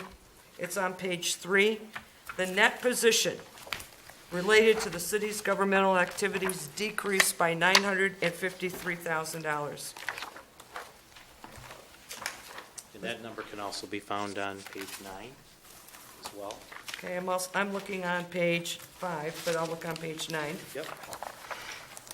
To the governmental activities column. Yep. So Spencer had mentioned earlier about the liabilities coming on the books. This is in effect, I'll call it the full accrual basis for governmental accounting here in this governmental activities, and includes depreciation as well. And so when you look at it on that basis, we had a reduction of total net position of the 952. And so that includes depreciation as well. I think that number was about $1.4 million, to give you a sense of that. I can double check it in a minute. So that, if you were a commercial business, that's kind of what that's looking like. Yes, $1,450,000 was the depreciation. So from a cash standpoint, you're still okay, because if you add that back from a cash standpoint, but that is, but if this was a commercial business, that is a reduction in your fund balance, or in this case, net position is what it's called on this statement. But those are new reporting standards, correct? This one came into effect, I don't know, maybe 5 years ago? That long ago? Okay, Yeah, I was thinking it's been it there was for a little while. 2 or 3, okay. Yep, and it's really a different basis of looking at governmental funds. Then if we go on page 5, I just want to make sure that we understand that we have governmental activities, and I think it's important to understand this, is that when you look at the total expenses that were spent, you have to look under governmental activities and business type activities. You can see where the expenses for 2016 were about 7.5, and in 2017, we have about 7.6. You have an increase, and I believe that your notation here says the city's total governmental expenses remained relatively consistent. The key here is that you use the word total. Total governmental, increasing by approximately $57,000. That is a true statement, but it does not tell the story. Because when you look inside the numbers, you see that public safety actually increased by close to $200,000 from 2016 to 2017. That is huge. And the only reason that number is not reflected and larger down here in your 57,000 is because you've had a drop in your other areas. You had a drop in community economic development, you had a drop in culture and recreation, and you also had a little bit of a drop in just general government. But what is beginning to stand out in this audit is exactly what I have been talking about, unfortunately, is public safety. That's $200,000 in one department. One department. That is a huge jump in 1 year. I think part of that is related to the OPEB, where the stipend that's provided up to age 65 has been typically, I think, $500 per employee, but that amount is a higher amount on the public safety side that was approved. I think it's $700. Is that right? $700 for it? Yep. Per employee. So I know that's part of that particular number. But how many officers do we have? I mean, from 500 to 700, $200. I mean, we're talking $200,000 increase. That seems like peanuts. But it's $700 versus 5, which is an incremental of $200 per month. Okay. So if we have number of employees multiplied by, depending on year of retirement, through age 65. So it can get to be a decent sized number. I don't know if that's all the reason there, but that's certainly part of it. Another thing could be the fire truck you mentioned that you purchased last year. You're now depreciating it in probably over 5 or 10 years, so that's going to be included over. Yeah, so that'll be included there. So it's not just one thing with an OPEB; it's a couple other things that could result in the increase of expenses. But that's just the thing, because these notifications from the state, they're not all equal. I mean, they give, like Mr. Borer had suggested, if it's $1 over, you're getting that notice if you're 3 years involved in that. But we took the stance that we wanted to end up taking fund balance and buy the rig rather than pay the interest on getting a loan for it. So it was a deliberate thing. It wasn't as though it was a mismanagement of funds. So, one of the things we look at on public safety is what is the percent of total expenditures, and kind of look at that on a community by community basis. And we see somewhere between 48 and 60% of most communities' costs is public safety. And so when I look at the total program expenditures, about 7.6, public safety is 3.3 of that. So that kind of falls within that range. And if you look within the general fund, public safety was around $3 million, total expenditures was 5.6. So that still falls somewhat in that range too. So it's It's not inconsistent with what we see at other communities, but you clearly, I think that Councilman Maggie's comment around the controlling the cost where the change in net position was a good-sized number, I think that's a valid point. And so that's something that we certainly need to be watching, as we go forward. Also, I wanted to take a look at depreciation. I'm on page 15. I just want you to comment. The depreciation under operating expenses for the water and sewer fund is about 1.4 million. Yes. And then when I go and take a look at capital assets on page 16, roughly 0.7 million. Can you interpret those two numbers for me? Sure.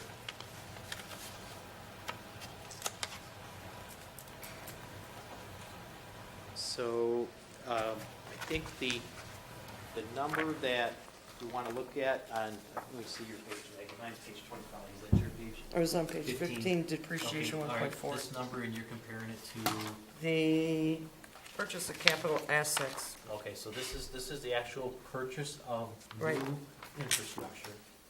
Oh, so that's unrelated to the depreciation. This is the depreciation on existing capital assets. Okay, on existing capital assets. So Okay. it could include some of the new stuff we bought this year, but it's predominantly stuff that was bought in previous years that's still being depreciated. Well, what is the relationship between depreciation and funding of capital assets?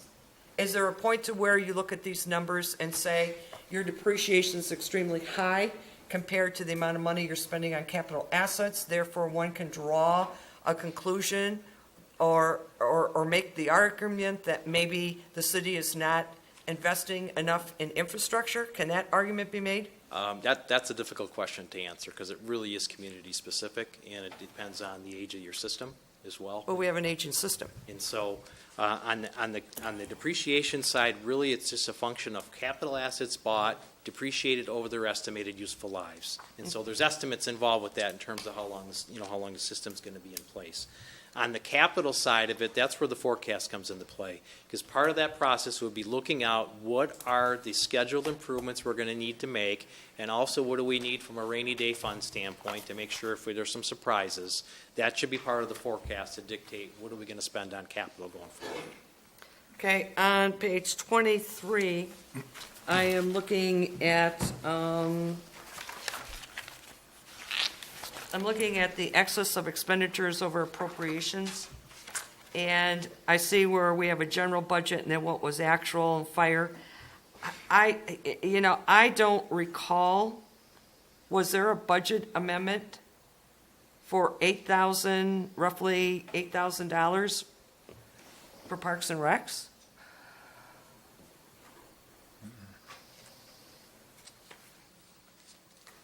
Trying to think what we spent Parks and Rec's money on. Well, if we budgeted 140, and if we actually spent 148, then somewhere there had to have been an amendment approving that additional money.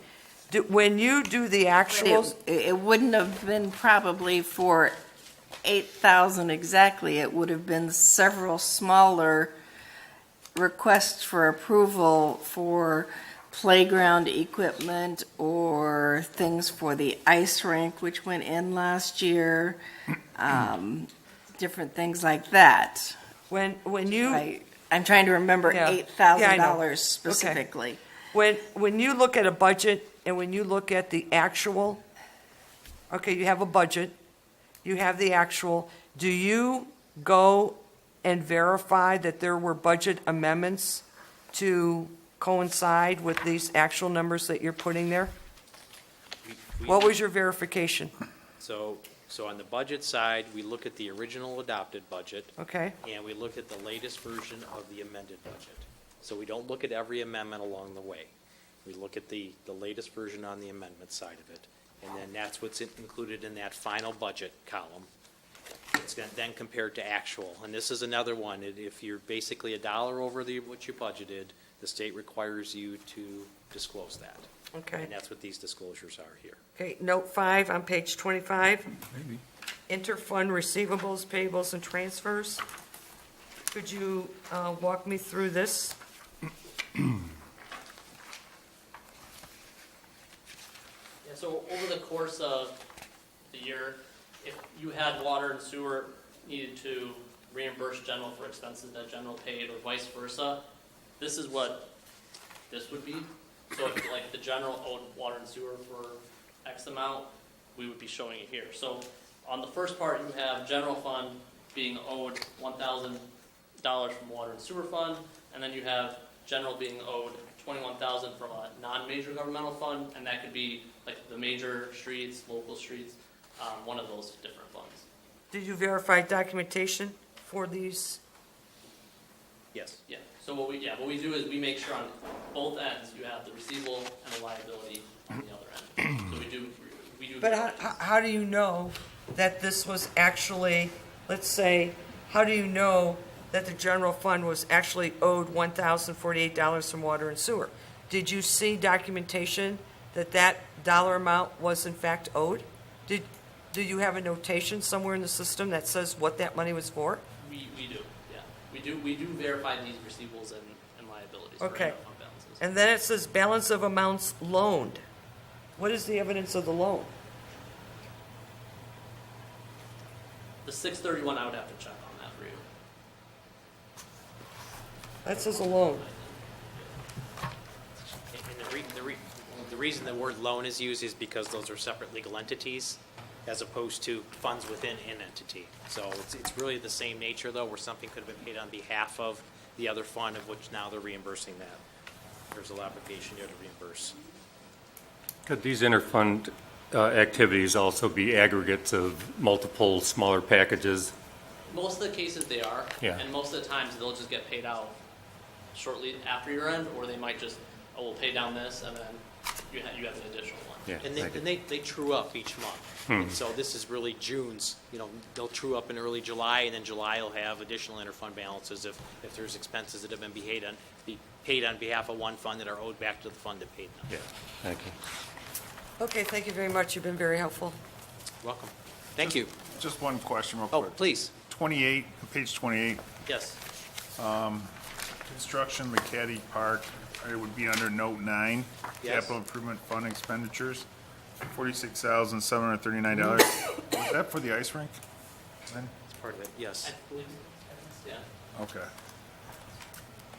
All right, thank you, that's all I have. Thank you for your time. Thank you. Bye now. So I guess my last question is, do we have corrective action for maybe some of the concerns we've identified? I mean, Yes. And if the council would like, I can provide them with a copy of the same letter that the auditors and I are working on, along with details of how each of the corrective actions are being managed. I think with a change of council, Yeah. potentially, and mayor coming up, forecasting, and Bob not being here, and you having to do double duty, the forecasting for the water would be very high on the list, as our auditors have said. I am more than happy as it relates to water and wastewater rates. Michigan Rural Water Association does it, and they do it for free. And I had planned on contacting them. I just did not, and do not want the council to take offense to this, but did not want to make a significant step like that prior to the election. Okay.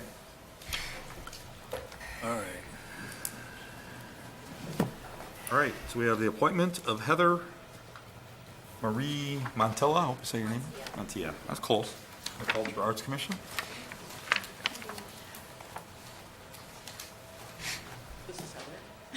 Hello, good evening. Heather made the mistake of stopping by the Cultural Arts booth at Pumpkin Fest, so we now have her here. So, Heather. Well, thank you so much for considering my appointment to be a member of the Arts Commission. I have spent more than 15 years working in arts and cultural organizations, mostly on the East Coast. My family, we moved to Michigan over a year ago in May of 2016. And I have been searching for a way to bring arts to my community. And then at the Pumpkin Fest, I was walking by with my 3 kids and was drawn to a Frankenstein head, I guess. Sorry. They're very fond of that. So I'm really excited because I think I could bring a lot to the commission and to my community. I live in Lyon Township off 10 Mile, but I was excited to learn that the commission is inclusive of the township, and so that's fabulous. My background, I have a master's of public administration. My focus was advanced management technique and finance. I have worked in my last job. I was the head of a library that was a historic cultural center that presented arts, culture in terms of music, drama. We had an art show. We had lots of events, over 700 events a year. And we were also a lending library and had a historic collection. So I had all of that, and wonderful experience. Before that, I was the head of an arts education organization in New York City that brought art to underserved kids in the South Bronx, Harlem, and then also kids involved in the justice system. And so before that, I did other things in the arts and culture, but really community building, looking at art as a window to learning and to bring people together and increase dialogue and get people excited about their community. I really think of the arts as a place that welcomes everyone and also challenges you to think about things that you maybe didn't think about before in a non-confrontational way, hopefully. Hey, John? Oh, yeah, sorry. So, any questions for me? No, I didn't mean to interrupt. I was just going to say a comment. I wanted to say welcome you. And I think it's one of the things that stood out was that being from Lyon Township, one of the themes I've been focusing on is taking a regional approach with our city. And it's refreshing to see people from not just the city, but from Lyon Township, Green Oak, wherever, feel really connected to our city, even though we don't have the physical address, but to feel connected and want to improve the city because you're part of our community as well. So, no, I don't have any questions, but my question for Lynn was, is this an appointment from council or from the mayor? Because I recall. The cultural arts, it is my appointment, but That's it has what to be okay. approved by the council. That's fine. So would I make the motion, or how'd that work, or You somebody still make a motion Okay. to approve the appointment. Yep. I see that you have your master's in public administration from Columbia University, I do. New York. That is correct. School of International and Public Affairs. Congratulations. Thank you. And you have your AB from Duke University? I do. You do? We are very lucky to have you. Thank you very much. If you just had a blank check and you were said, here, spend it, what would you do to improve the artistic nature of our city? Would you do murals? Would you do sculpture? What would you do with a blank check? That's a good question. I'd invest in a location probably, or see, the hard thing is people, because people. The thought is that if you have a hub where people can come together, and I guess you can do that in a park. But then and I guess we're the people who make it happen. So I guess hopefully I'll be one of those people. I always like to start with kids. I think kids bring their parents. I think if you don't expose kids to arts and cultural experiences, whether it be modern dance, which is a truly American art form, or if it's country music, also truly American art form, or rock music, also truly. If you don't expose people to art forms before they're 18, the likelihood they're going to find it on their way, not likely. You know, I remember when I worked in New York, if someone didn't go to the Metropolitan Museum of Art before they're 18, when they have kids, they're not bringing their kids there. And I think when we think of what we want to offer our community, it's about what do we want our kids, because if you've been born and raised in this area, and you didn't have that experience, then you're not going to give your kids that experience unless you're led by the hand. So maybe the answer is to think about what we can do in schools to expose people to something that they might not expect. When I curated exhibits, I always made them multidisciplinary and multifunctional. So if it was Christopher Columbus, right? We had at my former job a letter, Christopher Columbus letter from 1493. Something people didn't expect, Christopher Columbus, right? So they didn't necessarily expect an actual piece of paper that was his letter or other published works. But then we also had an artwork that I had a contemporary artist come and create in response. And then I had a place where kids or parents could respond to that. And then just thinking about ways to make people connect, and also had a responsive place that they could write what they thought. We also had a Jamaican reggae band perform, and once again, thinking about stepping out of your comfort zone, but doing it in a way that tells a story. So I think of art as a way to learn about something you wouldn't otherwise. So I don't have that answer. I've managed over $1 million of funds, but I try to stretch that dollar as far as I can and give people just different places where they can connect and get excited and want to come back and want to donate. John. I just want to let you know, the Culture Arts Commission is probably, at least in my view, I'm a little bit,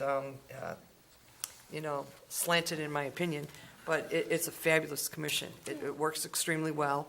Their shows are doing extremely well in the community, very well received. And I think, Lynn, you're making this is a great appointment, Lynn. Great appointment. Really, I'm just doing the appointment. It was Frankenstein and his little fun stuff at the You need to do that more than. And my husband was volunteering and happened to talk to her that day, so it was kind of like What? the 2 hours he was there. That's what happened. Well, I'm really delighted with your active participation in presenting art to the community in that. I'm interested in how much exposure, how much of a participant will you be, and how effective do you think you can be in fundraising to try to support some of this stuff? Your $1 million budget isn't going to exist here. Right. So it's really important that there's vehicles to be able to offset being able to do the things that you need to do. Yeah. We've already had 2 meetings with her, and we're like way more than. I'd just like to hear what her answer is to this. She's already started. I know, I'd like to hear her answer. So what I can say is that before my last position, I actually took, and I know we don't have this much either, but it was a mom and pop organization that was $270,000 and doubled its budget in 2008 to 2014. So one would say that in New York City, the worst economy since the Great Depression. And arts and education was the first thing to be cut, and all the policies in New York had been changed in that my organization used to get money from schools because principals had to spend the money on arts and ed, and the mayor had changed a rule that gave principals the full reign of spending money. So all of that is to say that when you have a good product, it is a lot easier to fundraise for it, right? So I'm saying, I think what we have, what they're doing, what they've done, there's a really great track record. That makes They're it awesome. easier They're animated. to get funding, Yeah. get support. I can say that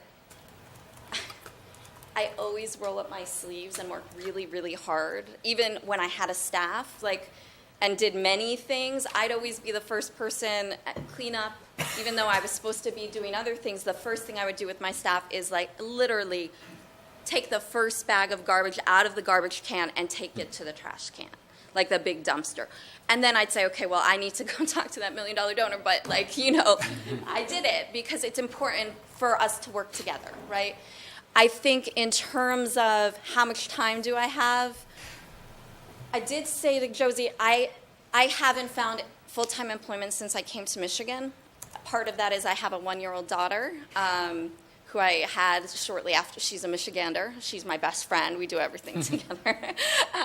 But it's part of, I never had that with my boys. I was always working, 60 plus hours a week. And one of the wonderful things is that I've had that moment.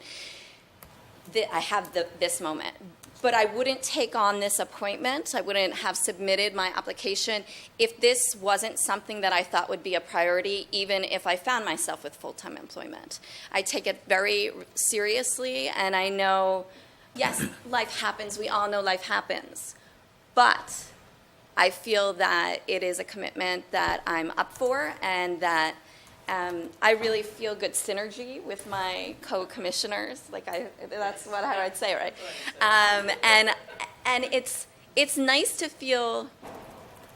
I've made friendships in the last year and so, but when I walked into the room, it was like click, click, click. It's exciting. It's nice to be with people who have a lot of the same value system as I do. I love the arts, and I love what it can do to communities and how it can transform communities.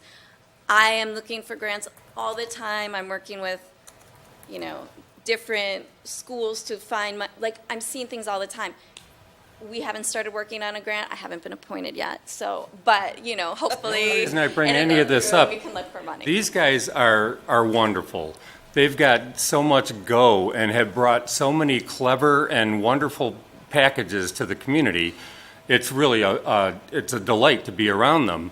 My concern, why I bring that up to you, is I don't want you to end up being discouraged because you won't have the breadth of opportunity that you've had in the past. And when you end up aspiring to all these wonderful things that that you could bring to the community if you could fund them, but we simply don't have the resources to get there, I don't want you to be dispirited and decide that this isn't really the group for you.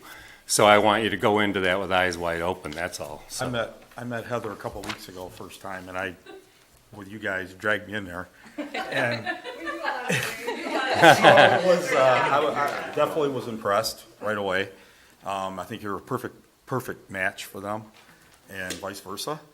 And I agree with Glenn to a certain point, but I also disagree a little bit. I think you bring some new creative energy that this community really needs. And what these guys don't know is my cousin went to Columbia University, same type of degree you kind of have in that, but also in the arts. And she ran art galleries in New York and speaks just like you when I talk to her. So she's now living in Switzerland, but that's a whole other thing. But I have a suggestion. First of all, I think you'd be a great appointment. That's my opinion. But there's a young lady that's now running the drama department of South Lyon High School. Her name's Brittany Connors. I believe she was in New York also. So it might be a good chance to bring them in because she's got a lot of background in arts and she's a yoga instructor. She's out there, and she's brought a lot to that high school already. And you're talking about bringing the kids in. That might be a way to somehow work that. Well, I think it's a great appointment, and I'd like to make the motion to appoint Heather Montilla? How do you say the right? Mantilla, like tortilla. Montilla, okay, I apologize, but I'd like to make the motion to appoint you to the Cultural Arts Commission. Welcome aboard. Thank you. Thank you so much. Second. All in favor? Aye. Welcome. Welcome aboard. Welcome.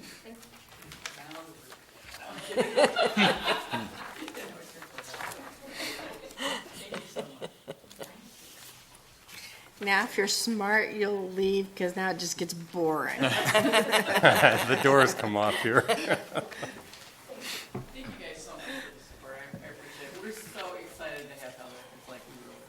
It's like a channel. Thank you. Thank you, everyone. Thank you. Thank you. Okay, discussion on the next steps regarding requested restricted covenants for the 128 South Lafayette.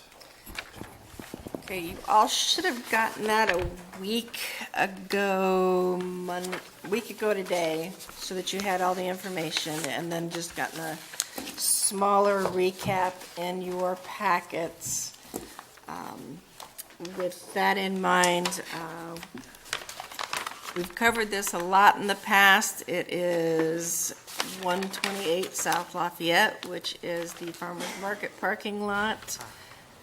There was obviously leaky underground storage tanks there, monitoring wells. They have now come to us for a restrictive covenant. When that came to us before, the council asked us to get additional information from a third party that would be, I can't even think of the words tonight, independent. And so that is what you have, and I will turn it over to Tim to answer any questions you may have. Just real briefly, Mayor and Council, so you've been provided with background information regarding this. We're really just, this has been on hiatus and a back burner for quite some time. Before we ramp up, get Arcadis's folks here. We have a consultant on behalf of the city, ASTI, who's done a report and spend additional time and money on this. We want to make sure that council is interested in pursuing this in some fashion and willing to listen and wants to hear a presentation on it. If not, that's fine too. It's just there's a few moving parts, and before I start with Lynn ramping any of this up, I want to make sure that because this has been away for so long, that there's interest in hearing it and considering it. Can we do a development on this property? Yeah. As long as residential is not on, I mean, there'd have to be a concrete barrier. I think we had this discussion before. There were certain requirements that had to be in effect in order to, it's one thing when you have a commercial property there, it's another thing if you wanted to do like residential on the second.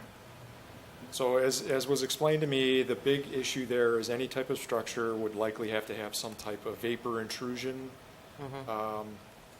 measure to put in place so that the vapor doesn't get in, any vapor from the contamination doesn't get into the structure. Who's We responsible? are allowed to have residential on this property in some fashion, and Who bears that cost? whoever develops it. The developer would have to bear that cost? If we sign this, all right. Generally speaking, the way I look at this is this restrictive covenant memorializes many of the obligations and the circumstances regarding this property. For example, even without this restrictive covenant, if you tear up that parking lot and start building a building on it, it's contaminated, you're subject to a DEQ issue, and you would have to meet DEQ requirements. All this restrictive covenant does is in large part place the world on notice of that condition and state what those restrictions are. You can't pull drinking water out of it, and you can't leave it exposed and exacerbate the problem. Those are the big ticket items. I guess. And our consultant, ASTI, can explain in more detail if you have questions along those lines. I mean, I've been on council, 8 years? This is now the third time. This is in our third or fourth. I can't. I saw them before. Yeah. First time. Why is there such an urgency for them to get this off their books and enter into this restrictive covenant with us? I wouldn't characterize it as urgency. Yeah, right. This came, I remember being in the audience in 2012 when this was first brought to council. It was brought before that. It's 5 years, they've had a different consultant involved. They're simply trying to go through the closure process and get a DEQ closure. There is no plan to do any more remediation on this property. So it's going to just sit there until it goes away, so to Right. speak. And there's no plan to go in and remove any more soil or contamination. And part of that process from the Amico Arcadis side of this is the DEQ will require them to have this restrictive covenant. AT&T, who owns an adjacent parcel, has signed a similar restrictive covenant, and they are also willing to do an additional assurance letter, which would state more clearly that they will indemnify, hold harmless, and indemnify the city with respect to any contamination that's on this. And they have also made an additional offer If successful, there's a monetary offer that might offset vapor barrier issues and so forth. Why would we want to do this? I guess is my question. Why would we want to sign this restrictive covenant? What's the benefit to the city? Yeah, what is it? I think it's a memorialization of what the circumstances regarding this property are. I think all it does is, it's a restrictive covenant, but I don't think you would be able to do any of those things that are restricted anyway. So it's merely a document that you put in the chain of title to put people on notice. This is contaminated and it has these restrictions. Are we in a better position to limit our liability exposure with this or without this, or does it have no impact on that?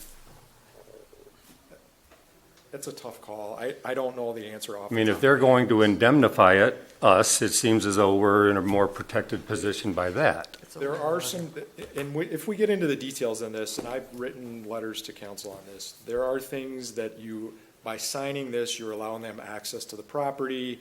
You do have to follow and agree to do certain paperwork, and you would then have to, there's something to do with the testing wells and whether those would be removed. That's exactly right. So are we required, there's a lot going on here. I mean, it seems like would we be required to remove those wells? Would they remove the wells? I mean, are we allowing them access to the site to do other things later? We can get into all of that. I don't have these answers. So here's my thought on this right now. Pardon?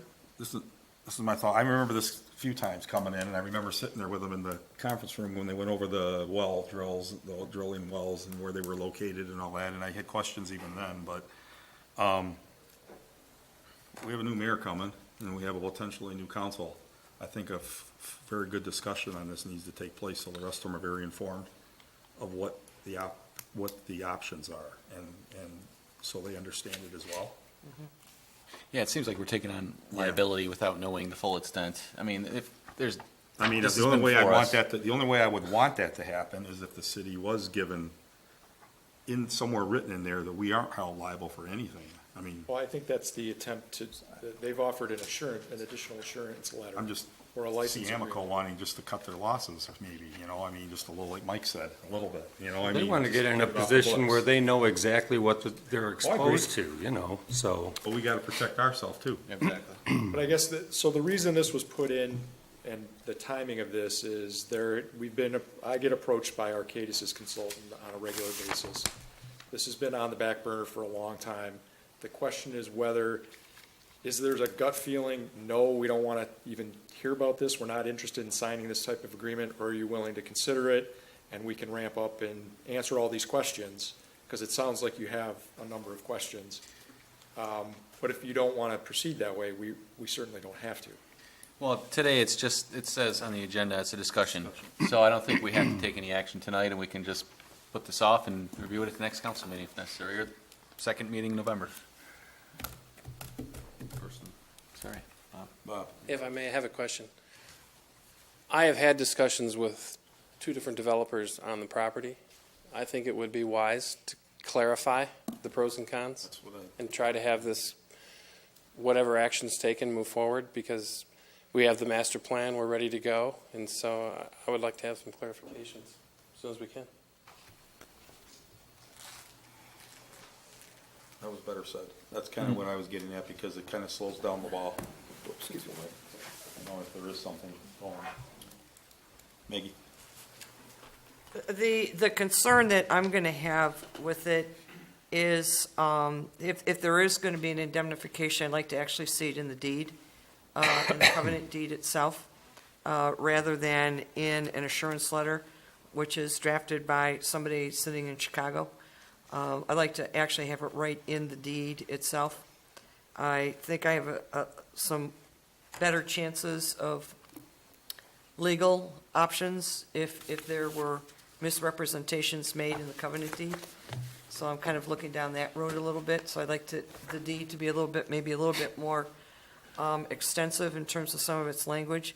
Additionally, it sure sounds like the city is going to be responsible for a certain amount of administrative monitoring and paperwork that has to go to them. That's an additional cost to the city, additional time to the city. And I understand, Bob, what you're saying, that for development purposes, but, until somebody lays cash on the table. I mean, if you came in here and had an offer and you had a purchase agreement, you had a plan, maybe I would think about it, but, I don't know if I'm interested in speculation. I'm just clarification. Whatever council chooses to do. Yeah, I Right, think- let's find the upsides and the downsides and make a decision. Yeah, but I'm just letting you right. know. I mean, I agree. I think as early in November as possible to have Yeah. some discussion on it. Yeah, well, they gotta come to the table. We need some more info, Yeah. really. All right. Yep. it's going to be a motion to postpone? It's just a No, it's just Discussion. Oh, discussion. is it discussion? Yeah, yeah. Okay.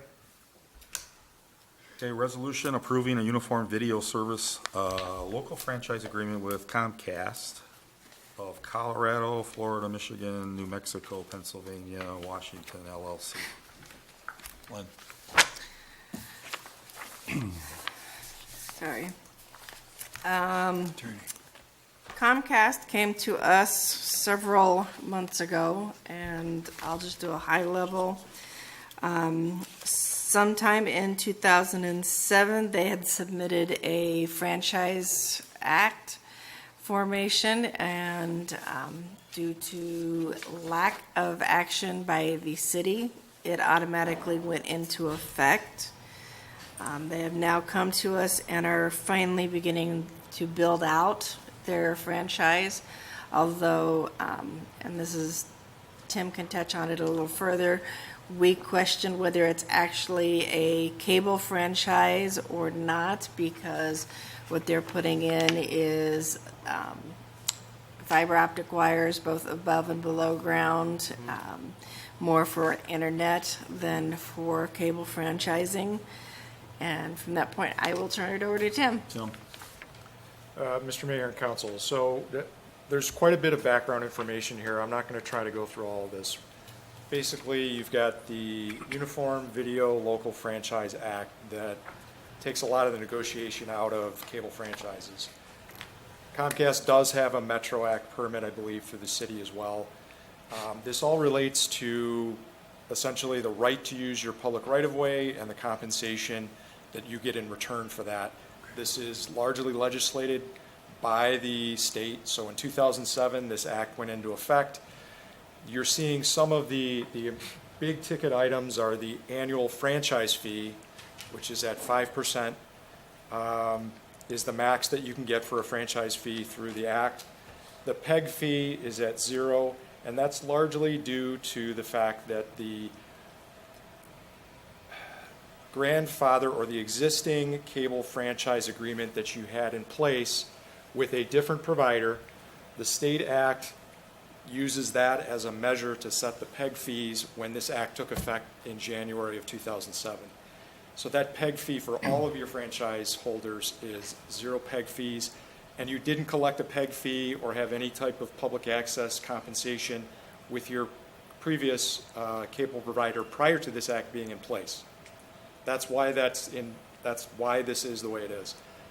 As I understand it, the city chose to basically contract out the operation of that public access channel and allow that contractor to basically fend for themselves as far as compensation for running that channel. So that's why you have this situation. Those are the really big moving parts. The term is for 10 years. I recommend, and my office has handled a number of these for other communities, that approving it by resolution is the way to go. You do have 2 existing franchises that were approved by no action.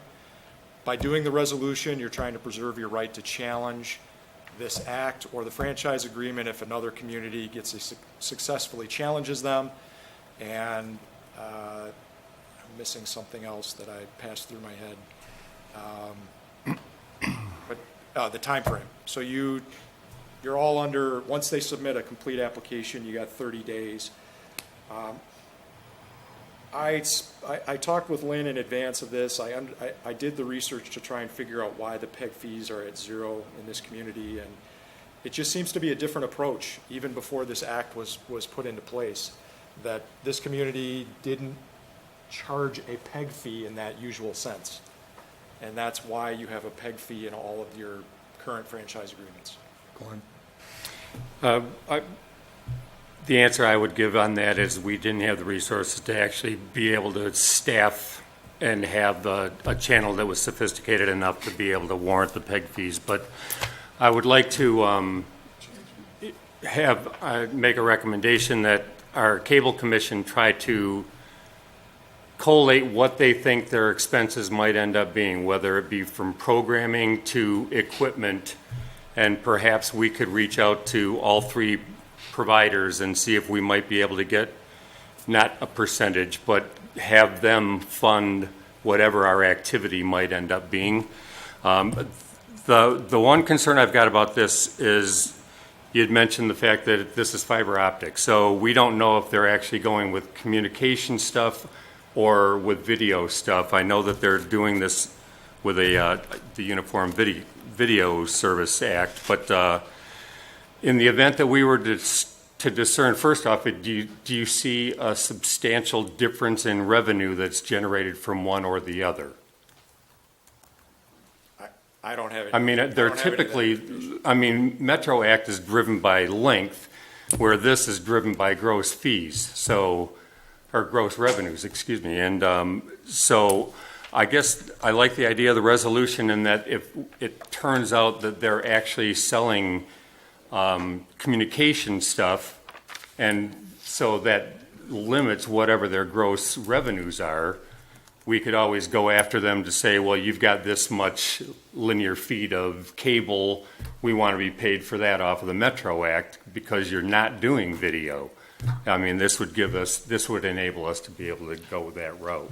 Well, you would have, so in looking at the history behind your existing franchise agreements, there's quite a bit of paperwork regarding the quarterly franchise fee payments and the calculation for that for the other provider.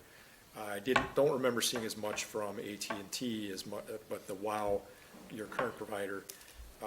So you may have a benchmark to compare that to as far as, although I think the build out and the current status of those various providers might not make an apples to apples comparison. Well, certainly they're not going to be the same scale. So yeah, start at least initially, that's for certain. So I don't have any misgivings with this.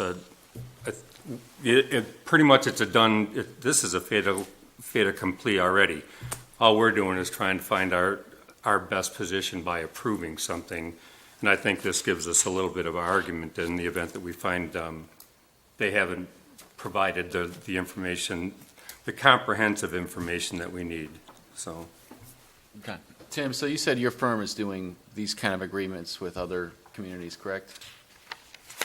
We process them, so the franchise agreement is a form set by the state.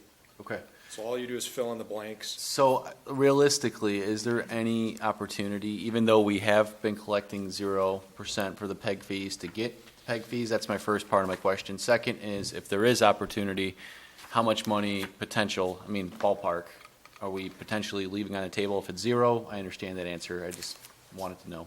So there is a federal process. So there is a parallel, I'm using that term loosely, but there is a federal communications process that you could utilize to try and deal with franchise agreements.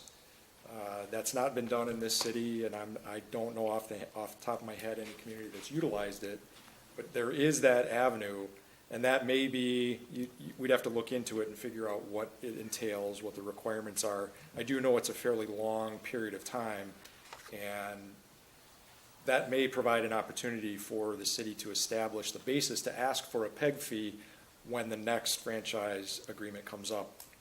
So I believe I want to say, I don't remember when AT&T came, when they got theirs, but they may be coming in. But the WOW was renewed in 2012.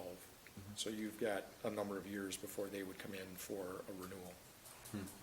Yeah, it would be nice to see what other communities are getting and kind of comparables and what it would entail. On that point, the Act puts out a maximum PEG fee of 2% of gross revenues. Okay. And then my other point is, I kind of know the answer, but just because I've been asked by people in the community, if Compass comes in, if people like WOW or whatever they wouldn't limit, that wouldn't hinder them from choosing who they still want to go with. We're not entering into a contract.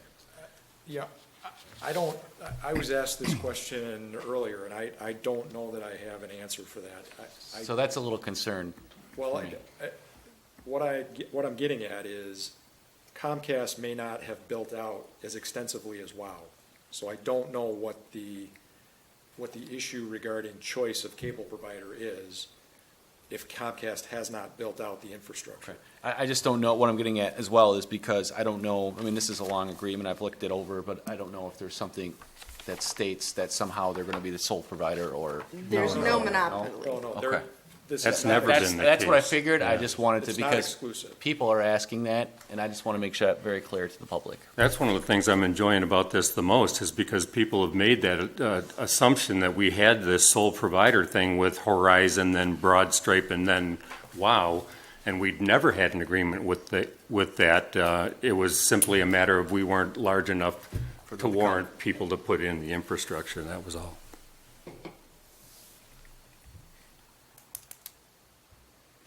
Okay.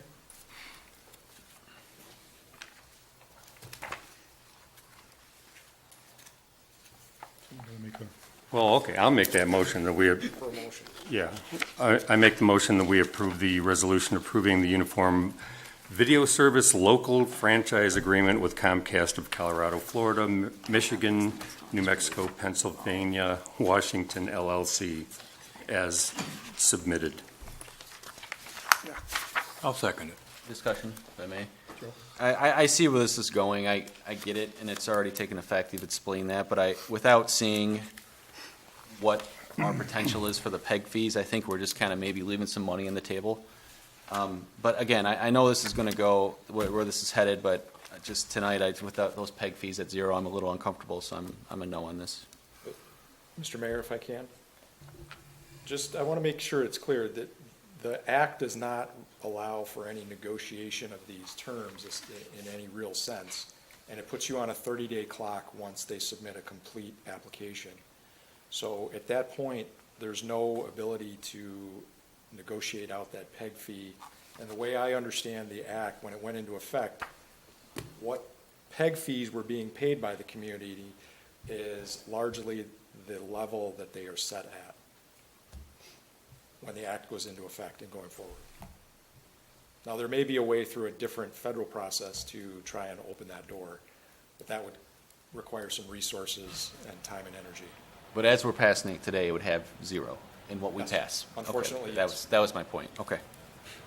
Which is why if we actually provide them with a number that we think would end up improving our circumstances here, they may well end up thinking that's getting off nice and easy and they could move forward and be enriched a little bit. Okay, we have a motion and support. All in favor? Aye. Aye. Opposed? Aye.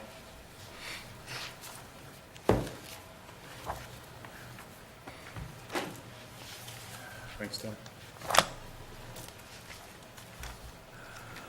Okay, consider approval of the citywide trick-or-treat hours. I know this is a very controversial issue because trick or treat comes only once a year and we want it like 5 or 6. But trick or treat is on Halloween, the 31st Tuesday this year, so that is a school night. Our traditional trick or treat nights on school nights are 6 to 8. So I bring it before the council. You can either tell the kids they can't trick or treat and then they'll come steal the candy from your house. Oh. Or Vegas you can tell them when they can trick or treat. Or you could choose to go a little longer than the 6 to 8. I'll make the motion to approve setting the official trick-or-treat hours for the city of South Lyon between the hours of 6 p.m. and 8 p.m. on October 31st. Sorry, Mike, if I jumped in when you were... No, I just didn't want them longer. Yeah. That's fine. I'll second. Turn your light off. All in favor? Aye. Scrooge. Okay, consider approval of the downtown trick-or-treat and zombie walk, including street closures. This is my item. My item. Says Economic Development Director. Gonna do a It zombie may be impersonation. taking place in the downtown. Go for it. But Be my we're, guest. but the city is setting the downtown trick-or-treat closures. Request has been received for the event and associated closures from 6 to 8 on Thursday, the 26th. On that note, now I'll let Bob talk. Sure.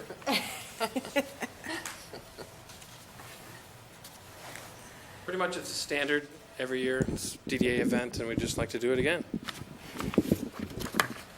Make the motion that we approve the requested road closures. Second. What is it, October 26th from 6 to 8 p.m.? Second. All in favor? Thank you. Mr. Mayor, the actual road closure request is for 6 p.m. to 9 p.m. That allows the event time to take place from 6 until 8, and then it takes some time to clear barricades, clear pedestrians, and clear the roads. Okay. I do will amend my apologize. motion to have the road closures from 6 to 9. I'll continue to second. All in favor? Aye. Aye. And Bob must dress up as a zombie.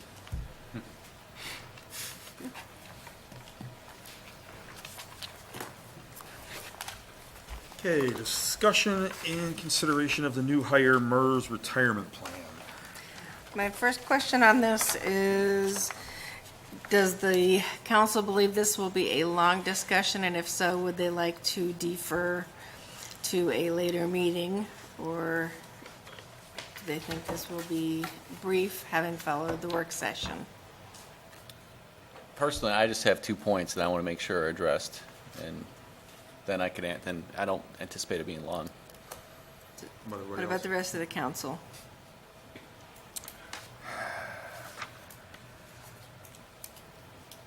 I'm pretty solid where this is.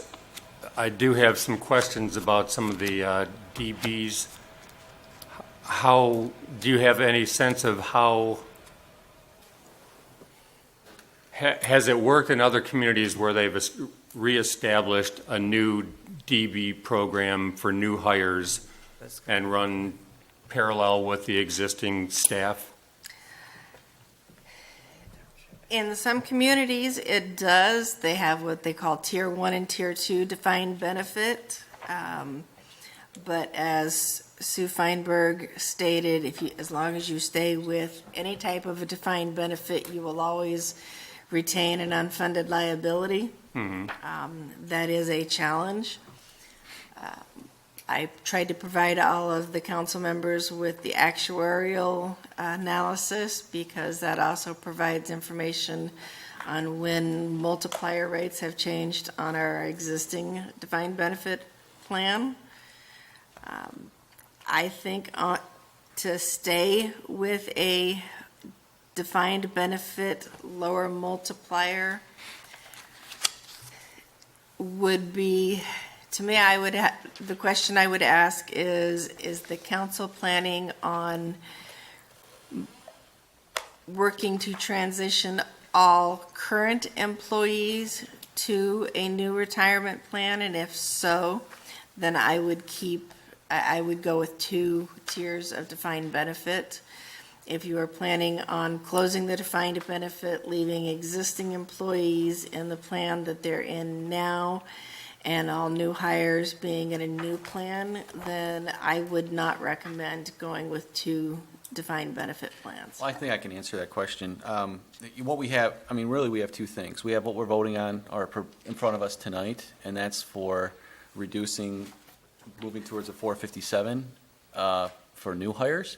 And then if the question is what we're going to do for existing employees, that's really up to the council, in my opinion, the council that's going to be moving forward, because they're almost 2 separate things.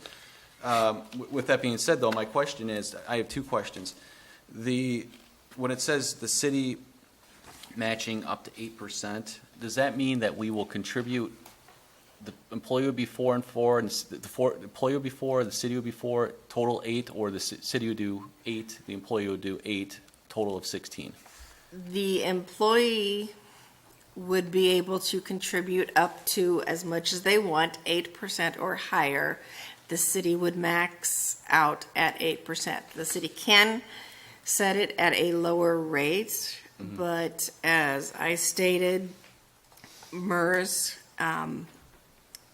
was quite certain that, and stated that the average employer contribution is 8.3%, I believe she said, that being the state average, and that a total contribution of 13% between the employer and employee is what is considered to be actuarially necessary to fully fund any type of a retirement plan. And she did also say, though, that it is possible, some communities have one, some have two, some have as high as higher. And, but you said 13, but we would be giving actually up to 16%, which would be much higher, and what's before us Well, no, today. we would be giving up to 8%. Again, the employee would No, I mean, contribute the other you 8. Okay, all right, that's what I meant, but they could get 16% total between what we would contribute and what they would. My next Yes. question is, do we have the ability physically to,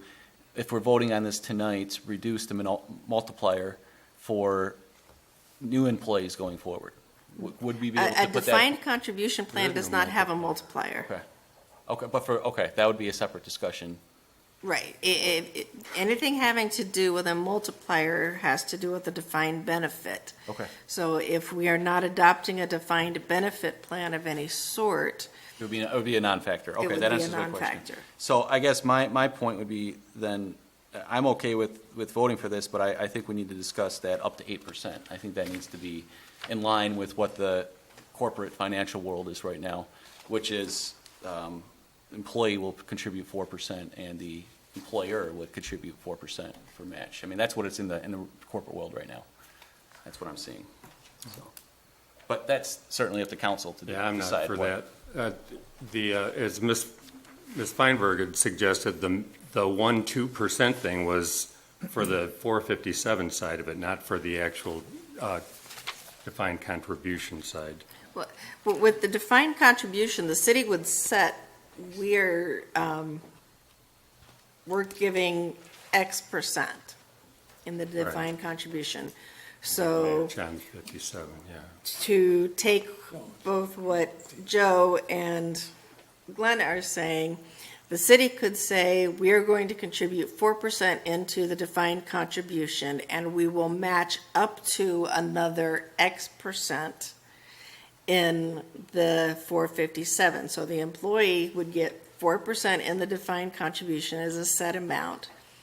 They would contribute a matching 4% into the 457, and the city could say, we will match up to 8, so they give 6%, the city matches an additional 2% into the 457, but the locked amount is the 4%. The nice thing about the 450, the DC plus, which was the combined 457, is as the employee increases or decreases what they contribute, the city has the ability to increase or decrease what they contribute.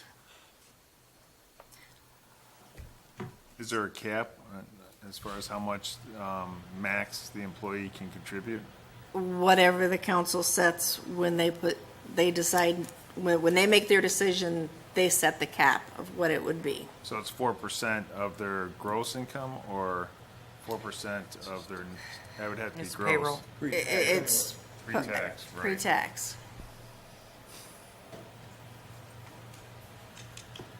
I think this doesn't really address our unfunded liabilities. It's still rather Yeah, it does. It generous. stops as soon as they stop Not working really. here. Not really. Tim? Question. This is a question for Lynn. It's my understanding this is not the vote to change. This is to start the process. There would be further resolutions to adopt. So this wouldn't be the only time this council sees this. This is to start the process. One of the issues I need to verify with Labor Council is what we certainly have the provisions to place new employees in a DC plan. I have to verify whether there's any required negotiation of any of the details regarding employee or employer contribution levels under those contracts. So I need a little more time, and it would be my understanding there are prepared resolutions that would adopt the type of plan and set these levels in a more formalized resolution fashion than what's presented at this point. So what do you need from us? Just Postpone. consensus that we want to move forward with this, or? I think it's a motion, but I think it's a We need a motion. motion of which plan we're moving forward with, whether it be a lower multiplier DB, whether it be the DC, whether it be the DC plus. We need a direction in terms of contributions. I'm trying to go through, Sue sent me an email today and she put it all in blue text in the middle of my black text, so it's really hard to see. read. The city has already requested the projection studies necessary to close the DB and begin offering a DC to new hires, so that's not an issue. We would need to send over a resolution signed by the board if that's the option they decide on. Well, Lynn, let me ask this. Would it be possible to pass it without the actual contribution and leave that up to be discussed at the next meeting with the percent of the contribution? And just say that we will authorize to move forward with the process to begin a defined contribution? Which one, the defined contribution? You can authorize me to begin moving forward with the defined contribution or the defined contribution 457, and then we can bring you all of the necessary paperwork with blanks for the percentages. Yep. And then leave that up to the next council to And decide. have That that gives Tim decided the at the next council opportunity to do meeting. his research and get a little more information Okay, to let us me- as well. Let me just sort of make sure I'm kind of on the same page. The only issue right now that we are dealing with are the new hires. Correct. So in order to get replacements for individuals who have left, we need a new policy. So this is only for new hirees. That does not mean that there will not be further modifications to the pension plan as we move forward. But right now, the critical component to solve is for the new hirees. Correct. All right. So it looks like we have the defined contribution plan plus, which includes the 457. It's the 457 component that allows the city to match what the employee is putting in. So if the employee puts in 2% or 3% over, then the city will agree to match whatever that percentage is, correct? Up to, Correct. To whatever that max is. Right. However, on the defined contribution side of this program, the city guarantees that it is going to match blank amount of money. Right. So we will agree to contribute 3%, and then on the 457 side, we then will agree just to match whatever the employee's putting in, Up to, up to whatever that is. Okay. I like that plan, and I'll tell you why. Because I think what it does is, as I understand it, is that it begins to reduce the city's, in the long term, in the long run, the city's ultimate pension liability.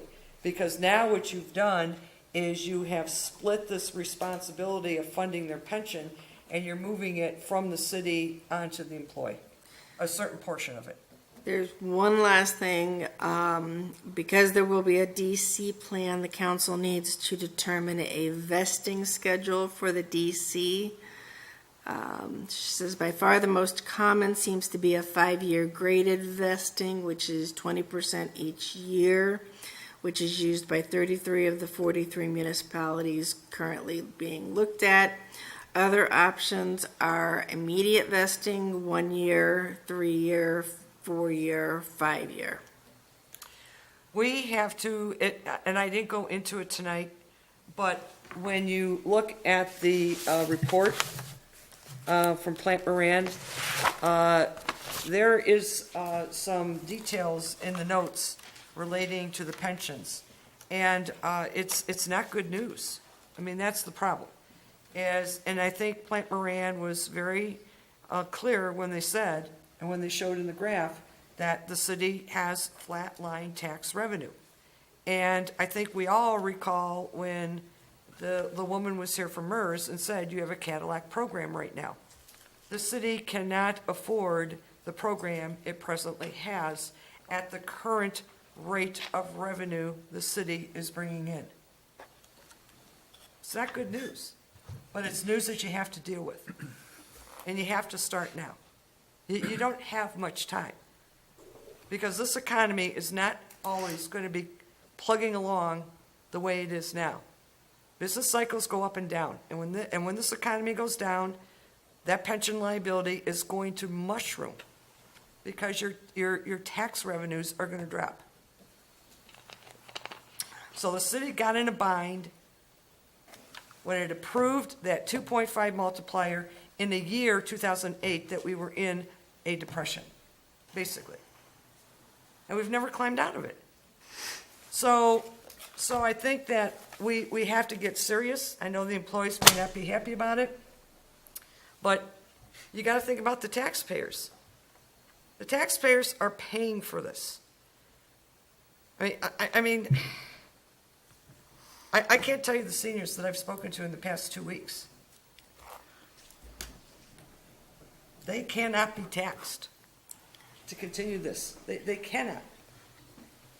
So this is a start. Does anybody feel It's a comfortable start. getting It's a this start. started? This is a start, but again, vesting. regular DC. Vesting, you know what? My personal opinion is, stick around for 5 years. If I can put off funding a pension liability for 5 years, then, My company's 5 years. is your company 5 Yeah, years? that's what it is as well. But is it, my question, is it 5 years 5 years, you have to. be gradual or? Fully vested. Fully Fully vested for vested, 5 okay. years. I can, all right. So we go with the same type of I can vesting go we have with that. now, I can go with I that. can deal with that. 5-year So vesting. I guess the next question is it oh, sorry, go ahead. Go ahead. Thank you.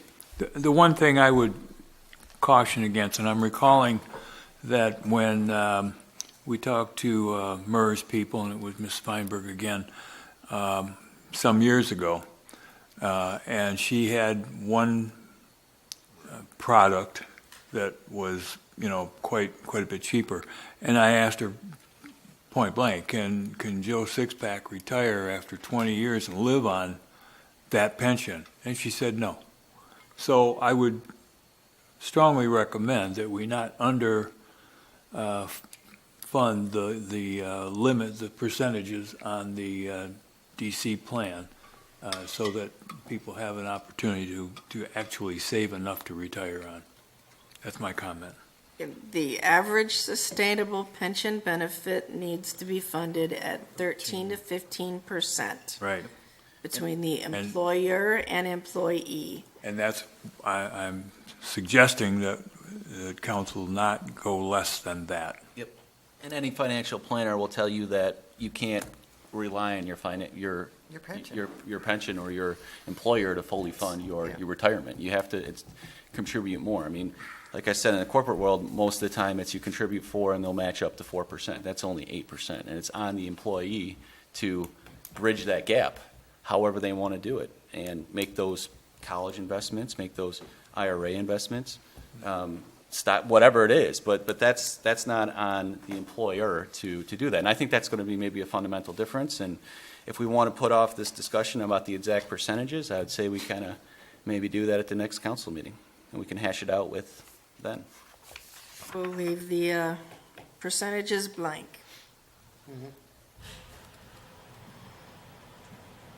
Okay. So I think this is going to be tragic because I think the writing's on the wall. These people will gut our employees.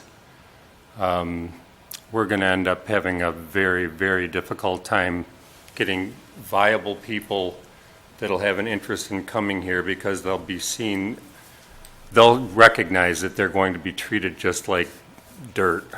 No, the flip No, side. That's the- a stretch. That- Come on. that's- That's insulting to the Yeah, that's taxpayers. insulting. That's I think your offers are That's insulting. insulting.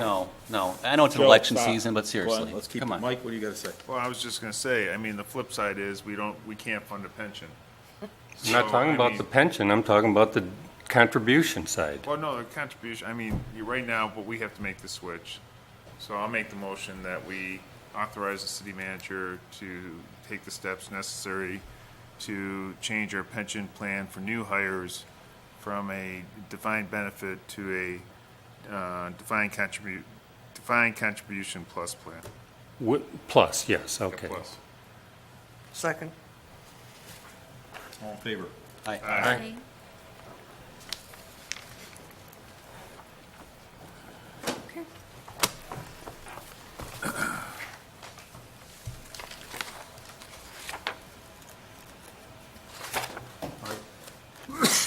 Budget. Going to discuss more of this, or are we? Haven't we talked enough about the budget tonight? Yep, I pass, thank you. All right, Bob, downtown. Downtown Bob. I have a question. I hope I'm not out of line, but just have a question. I am not a department head, and I think it's important that this downtown report, and I'm happy to do it, and I want to do it. And I just have a question that, could the downtown report, since I'm not a department head, be moved as the first new item, or item under new business? Sure. If you want to. Yeah. But it's not new business. It would either have to Old go business. up. Old business, First old page, business. under old business. However, Yeah. and I know that if there's an item on the agenda, You it's can part stick of my around. job. Yeah. If I have an item on the agenda, I'll be here. If it takes till 2 in the morning, I'll be here. Bob, I think that's a great suggestion. I know other communities do that when they run their meetings. Yeah. And it's great modernization. I also think it's good for people that don't turn off their TV later, and they'll hear it earlier on instead of later, you know, what's going on in the city. I know a lot of people are already shut down. Bob, you're now old business. Thank you. Thank you. Again, I handed out the report, a couple things. We finally got the new business directory. Very nice. I wish I could report that it's 100% perfect. We've got a little glitch we're going to handle. So we're going to we'll take care of that next week, one small glitch. But as our first one out of the gate, everybody's been pleased downtown, and I expect to complete all the deliveries with the correction early next week. What it is. Joe asked a good question to me earlier before the meeting. I know it was a good question. What happens, I mean, I've asked this question, and not only you, but I've looked at other ones from other communities, when restaurants and stores move out. Well, that's why it'll be an annual, if not sooner. once a year. If we can get it sponsored, we would like to do it every 6 months, but we only have enough money in the small DDA budget to do it once a year. So we had 2 Looks sponsors real- step up, and if we had more sponsors step up, we could do it more than once a year. I think this looks really good. Yeah, it's nice. Hey, Bob, could that repair be a sticker as opposed to It is just a an sticker. insert? Yes, It okay, is a good. sticker. Thanks. It's like a roll, a stamp. Yeah. Put it on. So how do people get these? Do they have to go down City Hall, or are they going to be in the businesses? No, I delivered 2,000 of them last week. Basically, the retailers and the restaurants will get 50 to 100. All the office services will get 25, and then they can restock. We'll restock everybody. Everybody as much as they need. This is great. Thank you. Just a couple other items on the list I provided. We're still getting input on the downtown historic walking tour brochure. So that we still will probably come out after the holidays. The enforcement of no truck turns, Lloyd could probably speak to this, but I think Lloyd's done a great job of issuing the warnings, and there's still people who like to get away with murder. So I'll let Lloyd speak to that. You want to mention anything, Lloyd? We've been very active with the education component that I promised. Our traffic enforcement for last week was up significantly. We had 94 traffic warnings and wrote 16 citations. Particularly in the warning category, that's a very significant increase. I was in uniform Friday and gave 3 warnings myself last Friday, as well as 2 or 3 the prior week. The officers are equally or probably more ambitious, making more stops. And I gave direction today to actually start writing the citations to the truck drivers for the turn violations. What is happening, even though we were giving warnings for the turn violations, is those officers who are commercial vehicle enforcement trained were making the stop based on the prohibited turn, and then they were writing $200 and $300 and $400 tickets for various safety violations they'd find on the trucks, and just give the warning for the turn. And the city benefits from the revenue on the safety violations that get charged off to the trucking companies. So they will learn one way or the other. No, I agree with you, it's time. I have to tell you, I was surprised how many trucks I saw 3 or 4 of them still run through there, and I mean in broad daylight, regular traffic, and so I'm just surprised that they're not really, first off, that there's not a more discussion between truckers or trucking organizations, and secondly, that those signs don't seem to register with everybody, so. We're also very aware that a number of truck drivers do continue to violate. That position might change once we go into the actual full enforcement mode, Sure. which started today. It's nice though not seeing semis getting twisted up in the four corners though. You know, if it's a box truck or something, that's a little, or quite a bit less hazardous than seeing a 53-footer trying to slink around a corner, so. It is, and we are providing a lot of attention to the main intersection, but it's only fair to say that we can't devote all of our time No, there because we certainly. do have other priorities. You won't have to too. I mean, people will be aware and pretty sure. The word will be out. We're going from the warning stage to the actual violation now, so I don't think they want to be a violator twice.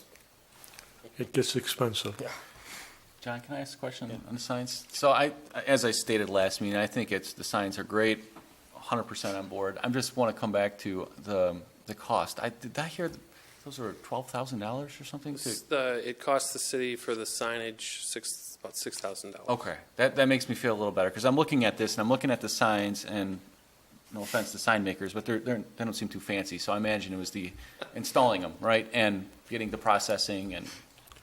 Okay, because I was thinking to myself, why would this cost $12,000? We haven't seen an invoice That yet. was high.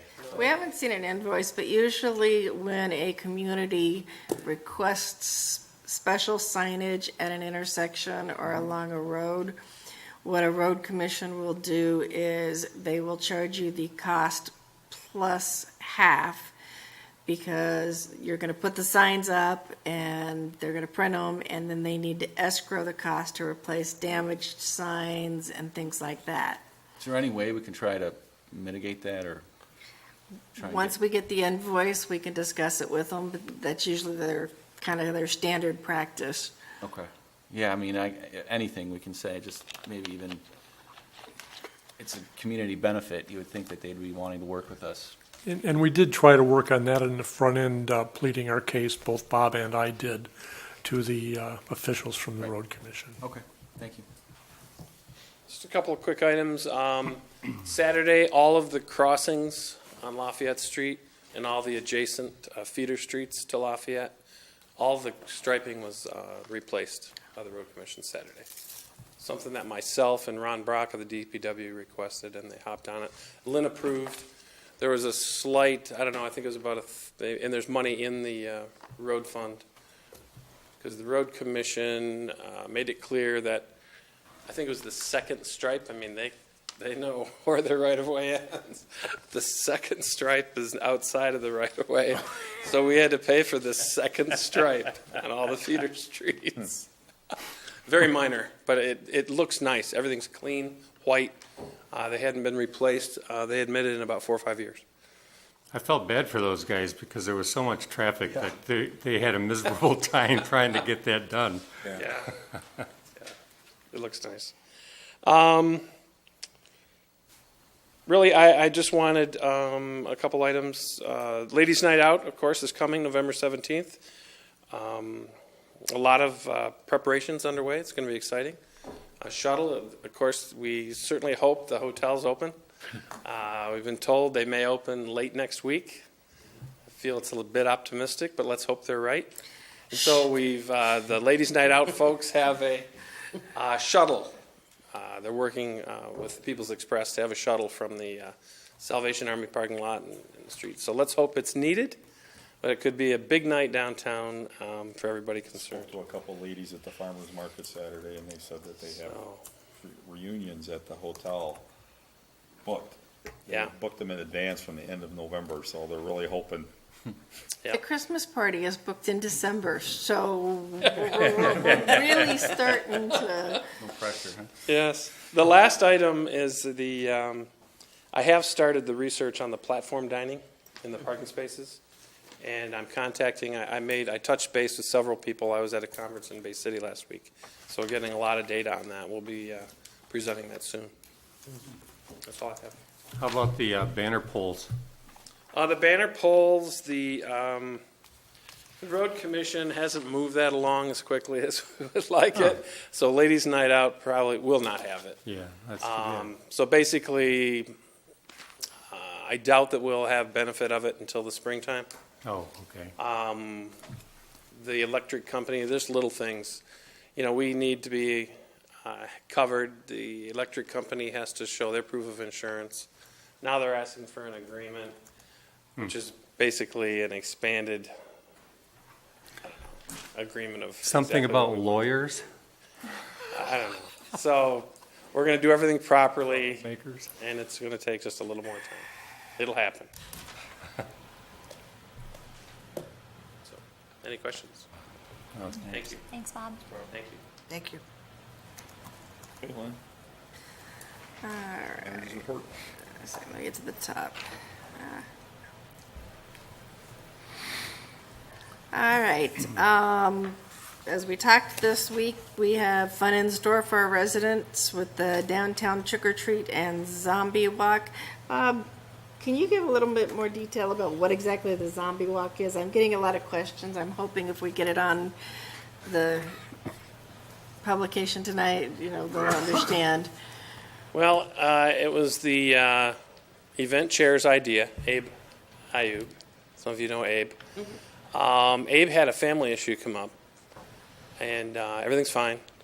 So Cheryl Wickham has kind of taken over chairing the event. And basically the idea was that parents would be encouraged when they're with their children and store owners to go the zombie route for a costume. I frankly don't know that or feel that there's been a lot of effort put into that part of it. And so maybe it's a good idea, but we'll have to work on it more in the future.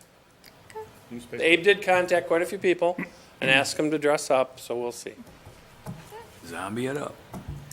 Somebody up, yep. All right, thanks, Bob. I just wanted to clarify that. Sure. But if you are not planning on participating in the trick or treat on Thursday, please join the Kensington Valley Citizen Group as they are getting their formal organizational charter and celebrating their first year in the community. I don't have a lot more information on that, but that's coming up, and I will try to get more information out on the city's website about that, because that's a great nonprofit community service group that is just getting started in South Lyon. I was also joined by members of the Parks and Rec Commission this week, as well as a couple of representatives from DPW. The playground equipment that was approved in August hit a snag in that we forgot to submit the colors that we wanted. So they sent back their color list for paints and plastics, and we sat down last week and picked out all of those colors. Hopefully shouldn't take more than another 4 weeks, and we will have those, so hopefully still in before Christmas time, but lots of great new playground equipment. I was also joined by members of the Parks and Rec Commission and the DPW 2 weeks ago for a full inspection of the McHattie Park Playground. The MMRMA provides us with a certified playground inspector, and we got some great information on things that we can do to help some of our equipment last longer, and we had some unfortunate eye-opening information related to equipment that, and he'll be bringing the full analysis there, but we have two of our larger pieces that pieces basically lived beyond its useful life, has too many pinch points, too many areas where kids could get hurt at this point. So Parks and Rec will be coming to you to look for ways to replace that. Cable Commission, I'll work on the Cable Commission. The dark store. I don't know how many of you have been following the dark store cases. That is a property tax case for empty large stores like Menards, grocery stores, Home Depots, closing out shopping malls, and as we all know around the area, things like that have been happening. Did they use that for the Summit one out in? Did they use that for the Summit place out in Troy, Sterling Heights out there? Because that was just on the news. Yes. Well, what the courts had originally said was that a dark store that was basically empty could not be valued at the same price as an equal store that was just being built or that was active because it was empty. The state Supreme Court has said that they will not hear the case. They are ruling in cities' favors that you cannot say just because your Walmart store has been sitting there for 5 years empty that it is not equal to an empty grocery store just down the street that's only been empty for 6 months. So it's definitely a thing in cities' favor. Looks like the tax tribunals are starting to rule in the favor of cities and things like that, and I thought it was a very important thing to let the council know about. Could I ask you, the dark store thing, so it's not parallel to an active Meyer No. value? Okay. No, but it could be, they could say my empty Meyer in Leelanau is equal to an empty Meyer in Grand Rapids, Okay. even though they're obviously not the same at all. Markets, yeah, right. Yeah. I'd have to, Tim, do you have information on that? Because was that decision based on the square footage of the abandoned property? And was it only for stores that exceeded a certain square footage? Because we have some empty buildings here that if we could raise the taxes on, maybe it would be beneficial for them if they're going to be paying increased taxes to do something and get economic activity in there to assist on the tax bill. I would have to say, I'm aware of this. I haven't dealt with it. I know Stephanie Marita was involved, I think, in the recent decision. And I could get some additional information from her.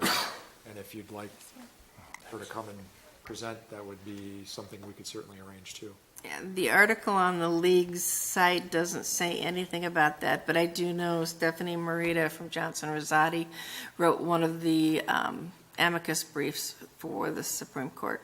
Where was the case? What was the store? Where was the county? It's a Menard, I forget the community. It's Escanaba. It was up north. I believe it was Escanaba It was Menard Inc. versus City of Escanaba. in the moonlight.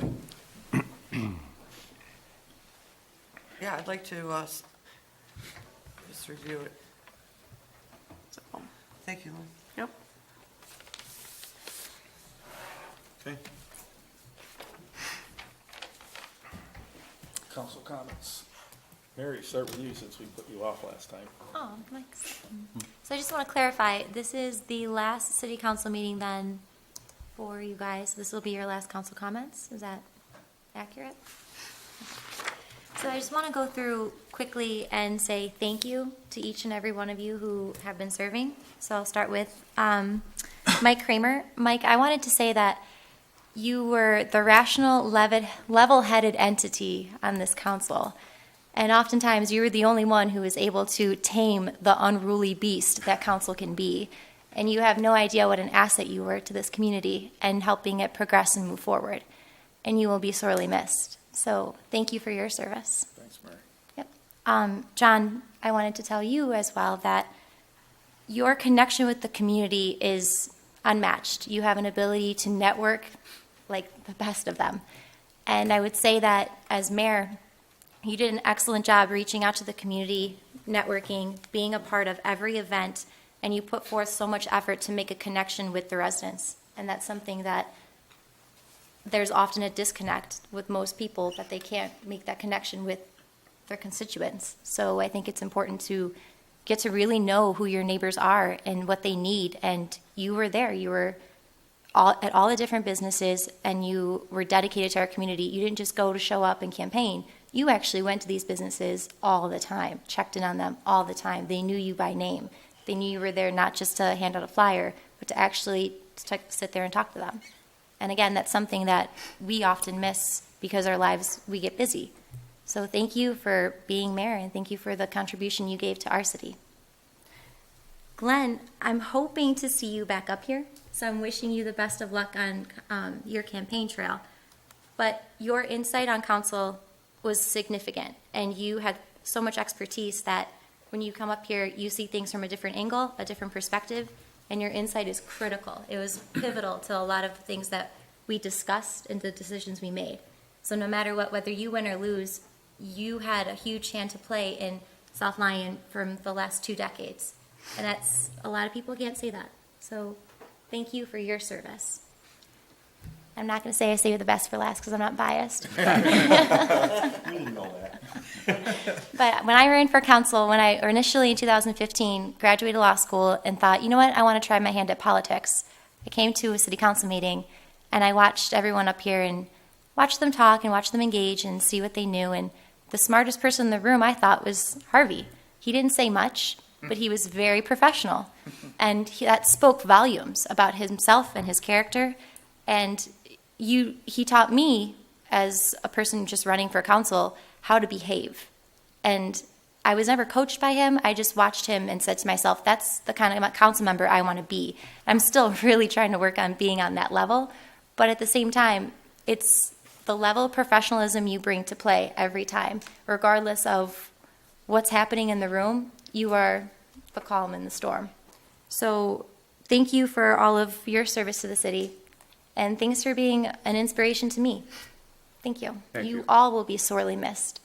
On that note, please don't forget to vote. Your vote counts. It matters. Please educate yourselves on the candidates.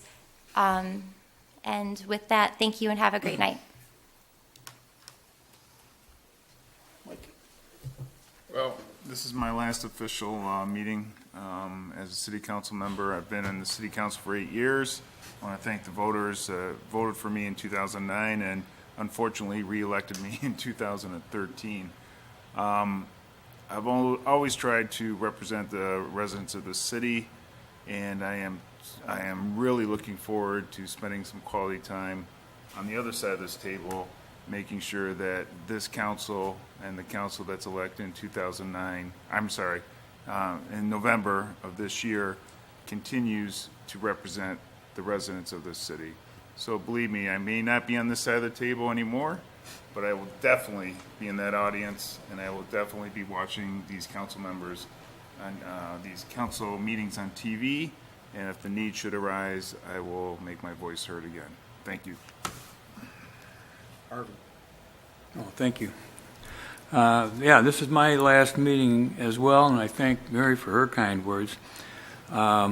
And I want to thank the voters of South Lyon for allowing me to occupy this seat since 2005. It has been an honor. I also would like to thank the department heads and the employees of the city of South Lyon for all of their assistance over the years and their unfailing courtesy and professionalism. I'd like to thank my wife Nancy for putting up with me doing this for all these years. And we heard a few minutes ago about exposing children to what you do. My kids, my two daughters, have helped me in every election. They've edited or written some of my campaign material. They took the photographs. They started internet page. They truly were a great help to me, and I'm really proud of them because Megan, my oldest, is an elected official in her community in Colorado, and my younger daughter, Sarah, is an appointee to the Parks and Recreation Committee, and she's also politically active in her community of Chelsea, Michigan. So I guess it did rub off a little bit. Thank you very much.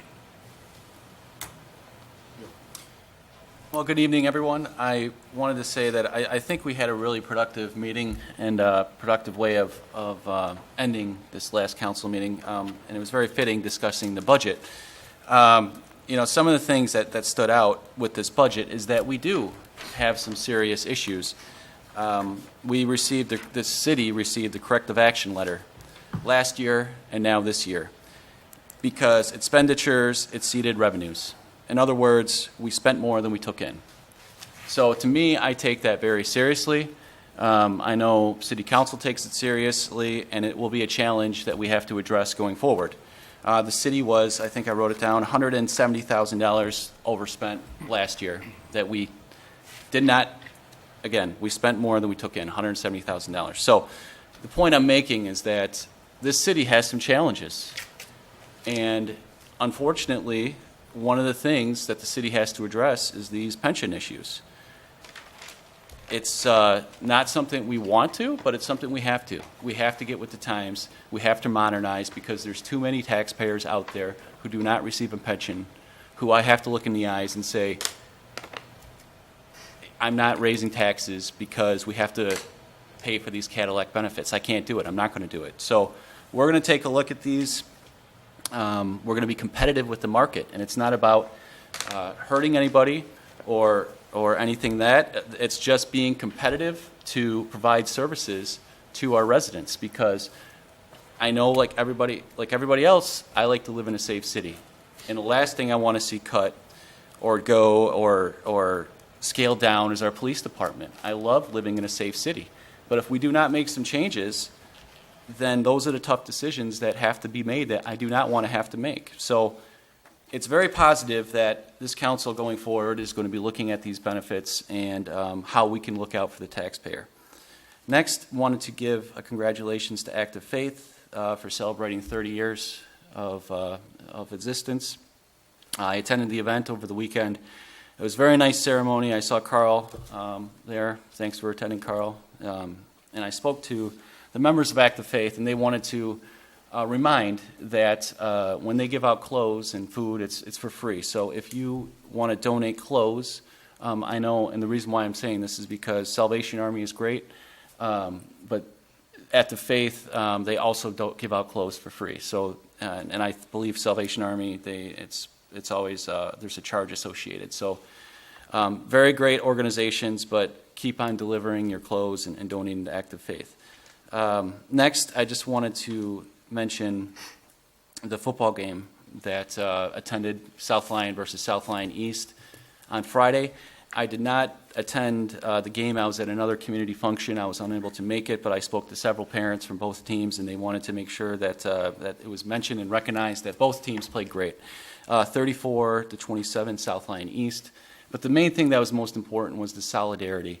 The solidarity of two teams going at it all game, hard-fought battle, and the sportsmanship of not only the fans and the coaches, but also the community. We have good friends over in Lyon Township, Green Oak, Salem, the whole school district that were together on that football field.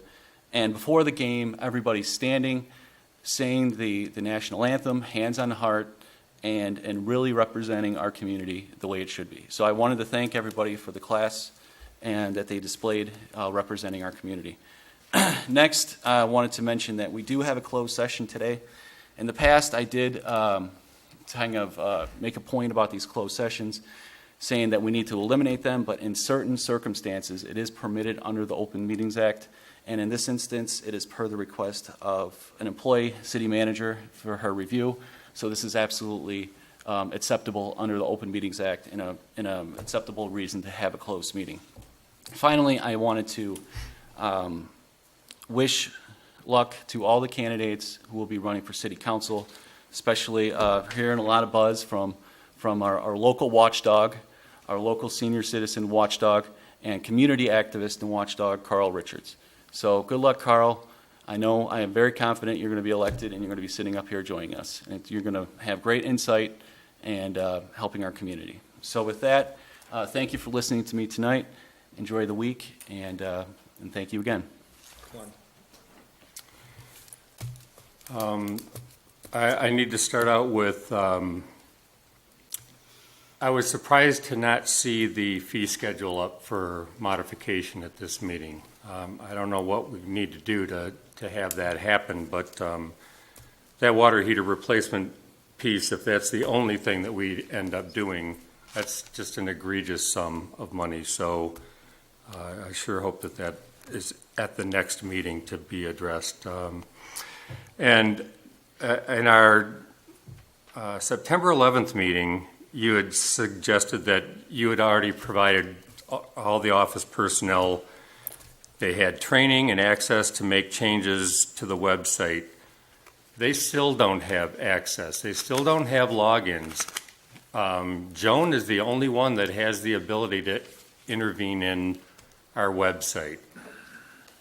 That kind of burns me up. I mean, that was When they were 6 all weeks given ago. training a year ago, they were all given access. And they need logins. And they were all given logins. If they have lost their logins, if they have forgotten their logins, I can get them Well, I don't want to new put Lisa on logins. the spot, but I've asked all the staff in the office. None of them have that. I am aware you've asked everyone in the office, Glenn. You come into the office every day and speak to everyone but me. Well, I'm visiting with them just in general, but And again, you come in and you speak to every member of the staff but me. well, it isn't a slight on you, but I have to say that I typically I would don't. say it sure comes across that So way. let's just make sure the employees have it so they can log in. Yeah, that would be Can helpful. be done. I did want to ask about that playground equipment, so I'm glad that there was just a color glitch that's holding that up. So that is moving forward. That's delightful.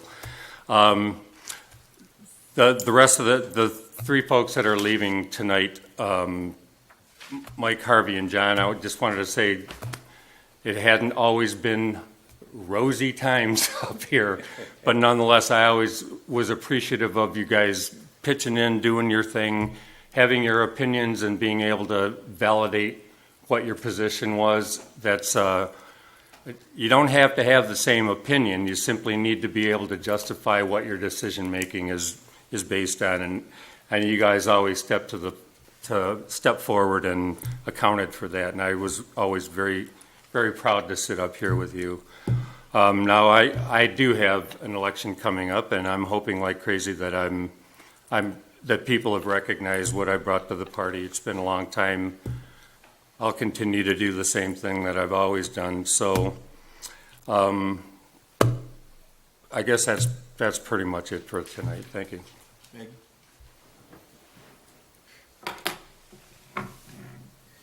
My comments are brief.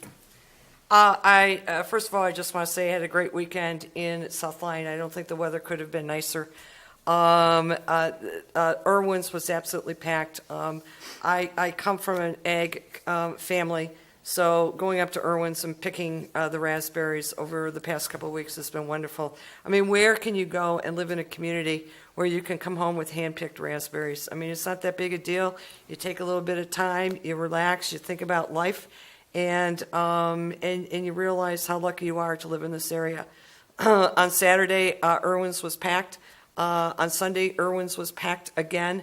My husband and I ended up going over to Kensington Metro Park and where again can you live and be that close to the absolute beauty that Kensington Park was. This is a phenomenal community to be living in. And by the way, the traffic was backed up from Silver Lake Road almost to 96.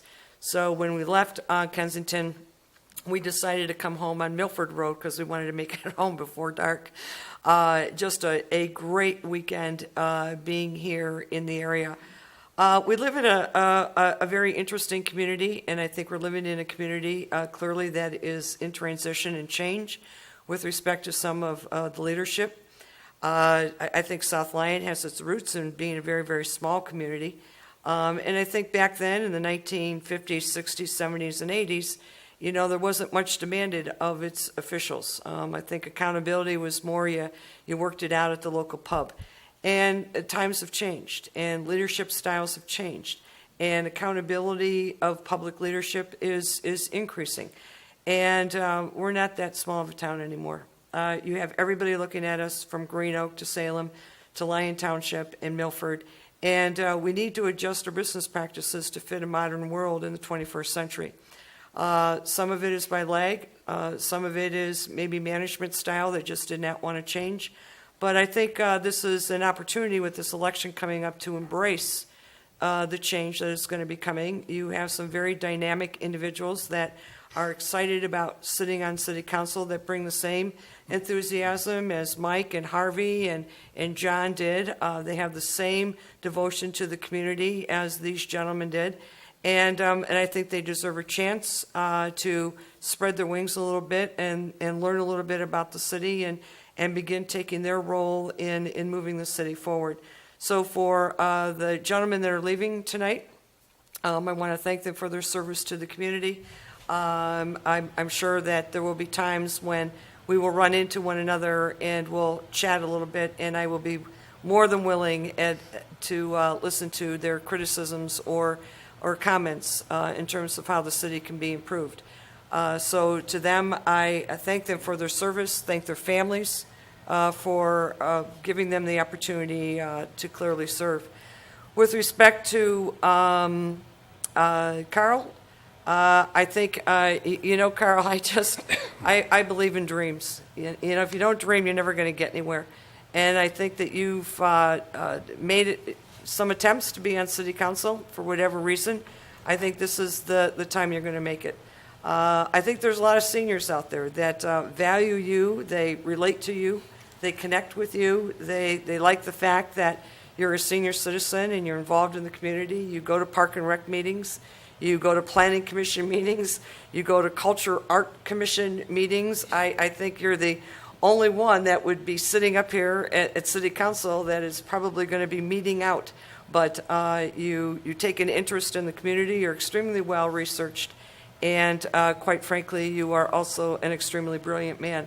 What it takes to sit up here is to read, analyze the issues, do a little bit of research, and have some good critical analytical skills, which obviously you clearly have. I think you would fit well with the individuals that are coming on to City Council. They seem to like you, and so does the community. So good luck to you, Carl, and hopefully you'll be up here. Good night, everybody. Thank you so much for allowing me into your home this evening. Enjoy the week, even though it's a little bit rainy. If it's a nice weekend, enjoy it while you can. Halloween is coming up. This is just a great time for kids and everybody. So enjoy your life this week, and we'll see you at the next City Council meeting. Thank you. So I know we have one more thing that we have to do tonight, but I have to now say something with all this. I've been kind of relatively silent about, why I wasn't running, and I was running unopposed. So now we have 7 or 8. And, every one of you are a very valid candidate. Just remember that don't take things personal and put the city first. Don't take it home. And just be you, and that will work itself out. And make sure you read the document over and be the leader you can be. Don't get caught up in drama. Don't get caught up in all the sideshow stuff. Be yourself and really learn from what we've done and haven't done correctly, and lead the city to the next step. I think the path's been laid, and we need some more of that heading forward. My intent was never to be up here very long, but we had to make some changes, and we knew it. And like Glenn has said, it hasn't always been rosy up here, but everybody brings something to the table, and if it's done in the right way, it's all for the right reasons, and it's worked out well. When we haven't gone that route, it hasn't worked out so well. So I'm hoping everybody now, the last 6 meetings probably, well, since we all decided we weren't running, has ended up being okay. But I'm gonna miss you guys, but I'm, what Mike said, I'm not gonna go into all the detail. I'm gonna be on that side, I always was before. And I don't think I passed out any literature to the business owners, Mary. I think I was probably ridiculed for not doing that. So my intent is to still be the same person I always was, and I know everybody firsthand pretty much. We've had a couple of businesses downtown. I'm very attached to this downtown. I live downtown, and I'm going to make a serious effort to continue on that line. I remember when you got elected, and we had this long conversation, and you're going to be great. We're still going to have them. Yes. And Harvey, I've learned a lot from you. And what Mary said is 100%, 110% accurate. That we could all learn something from you. So, that we don't even need to even go into detail. The amount of respect that I give you is second to none. Thank you. Mike, I didn't know you that much. Got to know you. I think you've done a great job. Just, the amount of time and the years you've put in, you've earned your time now to work your career and your kids and everything else that goes along with it. I was with you where you were at one time, so I understand it, and I think you've earned your time, but we'll be out there now, so. Rest of you guys, we sat together, maybe we talked beforehand. I miss our garden stuff. You got me addicted to that. I'm now a crazy person in the neighborhood, so I embrace that. Got the best yard on the block. And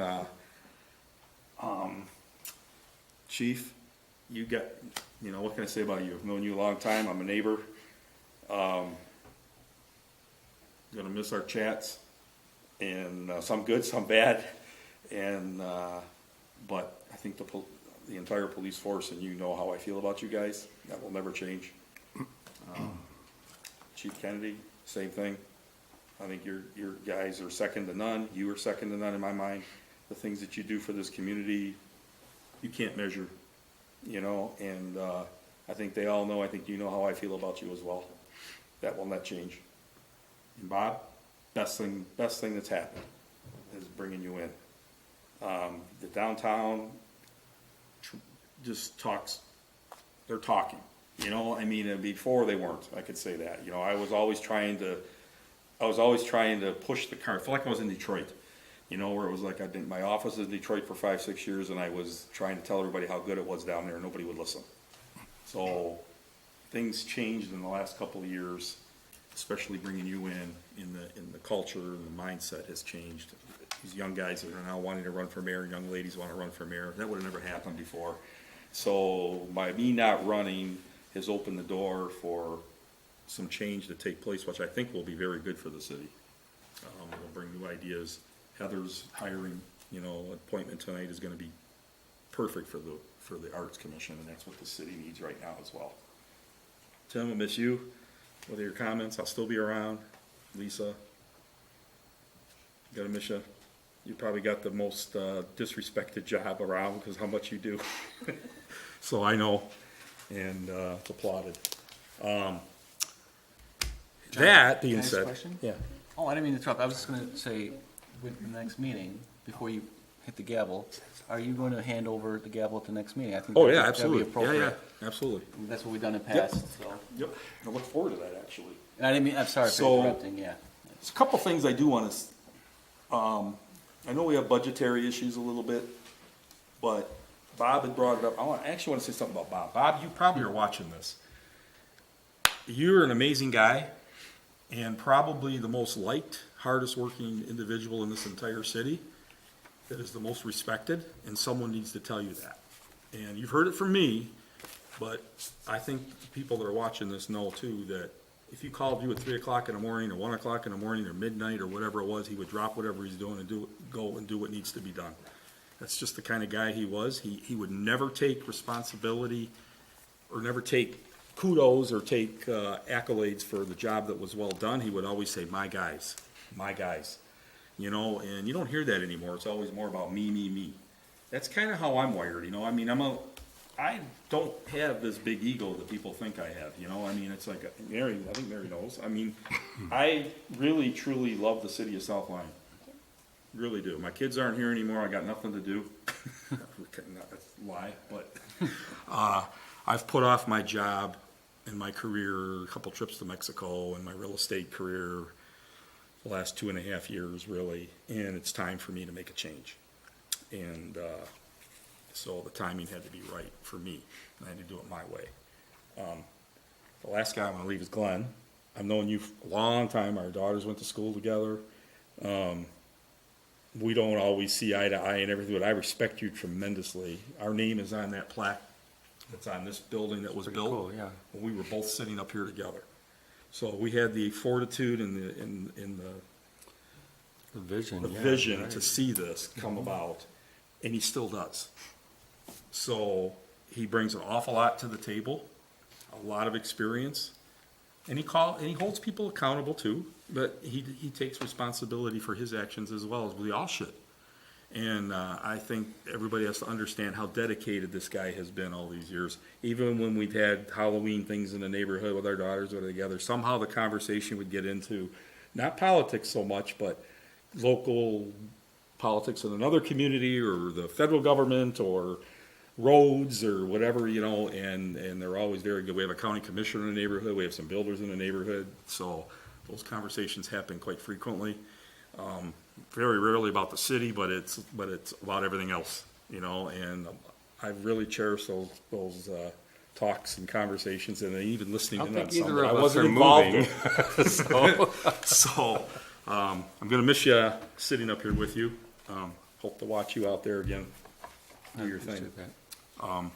So now getting off of that, the budgetary concerns I know we have, but I think we need to promote the rails, the trails more than we have. I know we did before. We had developers coming in, and you watched them when they came in the beginning, like John Weaver and those guys. In the beginning, they never talked about it.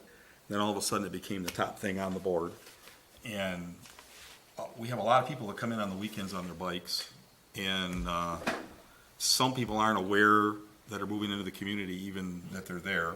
I mean, most of the people that are moving there into the township, but they'll hear this, that these rails, the trails that we have out here are getting comments on the east side, way north, way west, and it's quite a jump. I mean, it really is something. You can run on them, you can ride your bike on them, you can walk on them, you can see the wildlife and everything, and the city put that in action years ago, and it's something we need to really draw upon. And I know Bob Martin wanted to do something with some bikes and things in the park, and that might be something the council could look at in the future, about a place to have everybody meet there and have a place to park your bikes and things or whatever, and it's a hub, you know, kind of. So when things get better, that might be something to be on the agenda. One of the other ones is that I have to do this because I told her I would. And Bob, I've talked to you about this. I work out with somebody that she's an amazing person.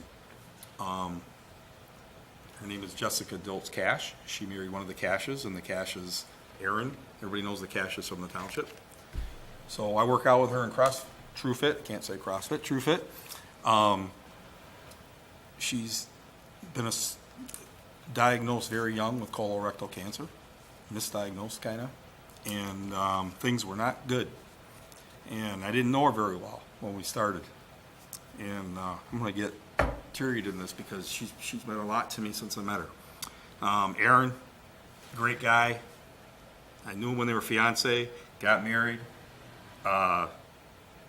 She's spokesman for the Colorectal Society now. She was on the billboard in Times Square in New York. She's been on Channel 4. She's been in the newspaper. She's talking all the time for everybody to get checked. Trust your body. Listen, she wants to paint this town blue next year, and that's in recognition of colorectal cancer. And I want to bring that now because I said I would bring that up. And I don't know what that's going to be, but she wants the business owners involved, maybe a golf outing involved, the city involved, and she wants to paint the city blue, in a sense, ribbons, whatever it takes, you know, to get the word out there. And she's an amazing young lady. She's taught me a lot, to live your life today and don't wait for tomorrow. And kiss your loved ones, and don't be afraid to come take this job, you guys, which you haven't. And don't be afraid of what comes next, because we don't know. None of us know. So what she has to deal with every day is real life. What we're dealing with is what it is. You know, I mean, you make it what it is.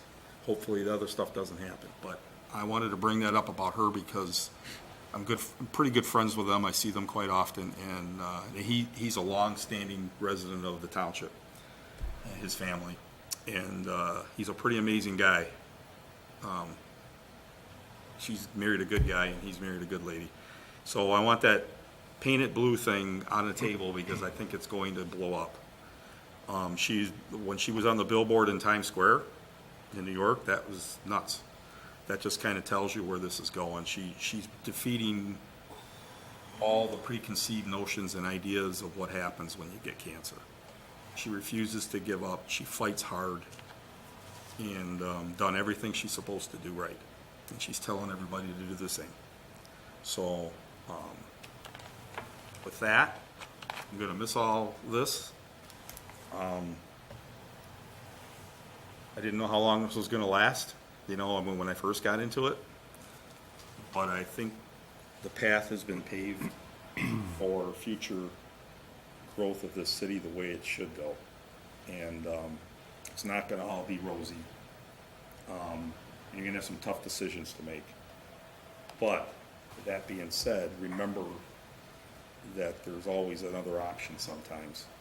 So take a look at everything, talk to the business owners, talk to the homeowners and the residents, talk to each other, and maybe more than we have, you know, to try to get a better understanding about each other's personalities, because this is quite a diverse group of personalities. We have quite a bit of legal representation in here, counting Tim as well. So that being said, everybody's a little headstrong, and the ones that aren't lawyers probably think they should be. So, you know, that's just the way it is. So just take a deep breath, think before you talk, and remember who you represent, and you guys are going to be great, whoever it is that gets in here. I have full out respect for you guys for what you're doing. I want to thank my wife for putting up with me. She knew when I got home late, which was a lot, to just go to bed because I wasn't in a good mood usually, and I try not to carry that home, and I try not to carry that anywhere else. I don't try to treat people with disrespect. I never have. And try not to get caught up in all the drama. It's hard, but I try not to. Things have been said, the things that they say I said. Some of it I did, but some of it I didn't. And we all get angry and upset at times, and you got to learn not to do that. I can't say I didn't do that. I did that a few times. But I always had the best interest of this city. Always. Always. It was never about me, ever. If anything, I had to downsize my process because I'm always talking to the business owners and always talking to the people. And when I go into stores and say, hey, this is your mayor, I kind of didn't like that because then they talk to you different. You know, you guys, they know you. If you're running, if you happen to get elected, they know you. You're going to be in the same boat. So just be you. Ladies out there the same way. So with that, I want to say thank you to everybody for voting for me and sticking by us, good and bad. I think we've done a lot of good things that have kind of gone under the radar a little bit, but Joe said the one day there was a big list. There's quite a bit there on the table that's gotten accomplished. I think there's much more work to be done, but I think it's time for the next group to do that. So with that, good night. Thank you, everybody. I move we adjourn. I'll go to closed session. No, we got to go to closed You're right. session. Yep. 11 o'clock instead of 8A, Open Meetings Act. Yeah.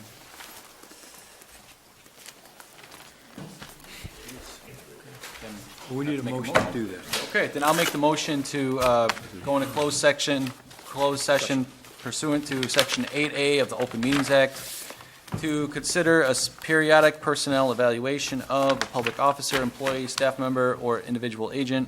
If the named person requests to close hearing, city manager evaluation at her request. So per request. City And managers. per her request, can we take a restroom break? Yes. And is there a second? Second. Good second. And I think we Aye.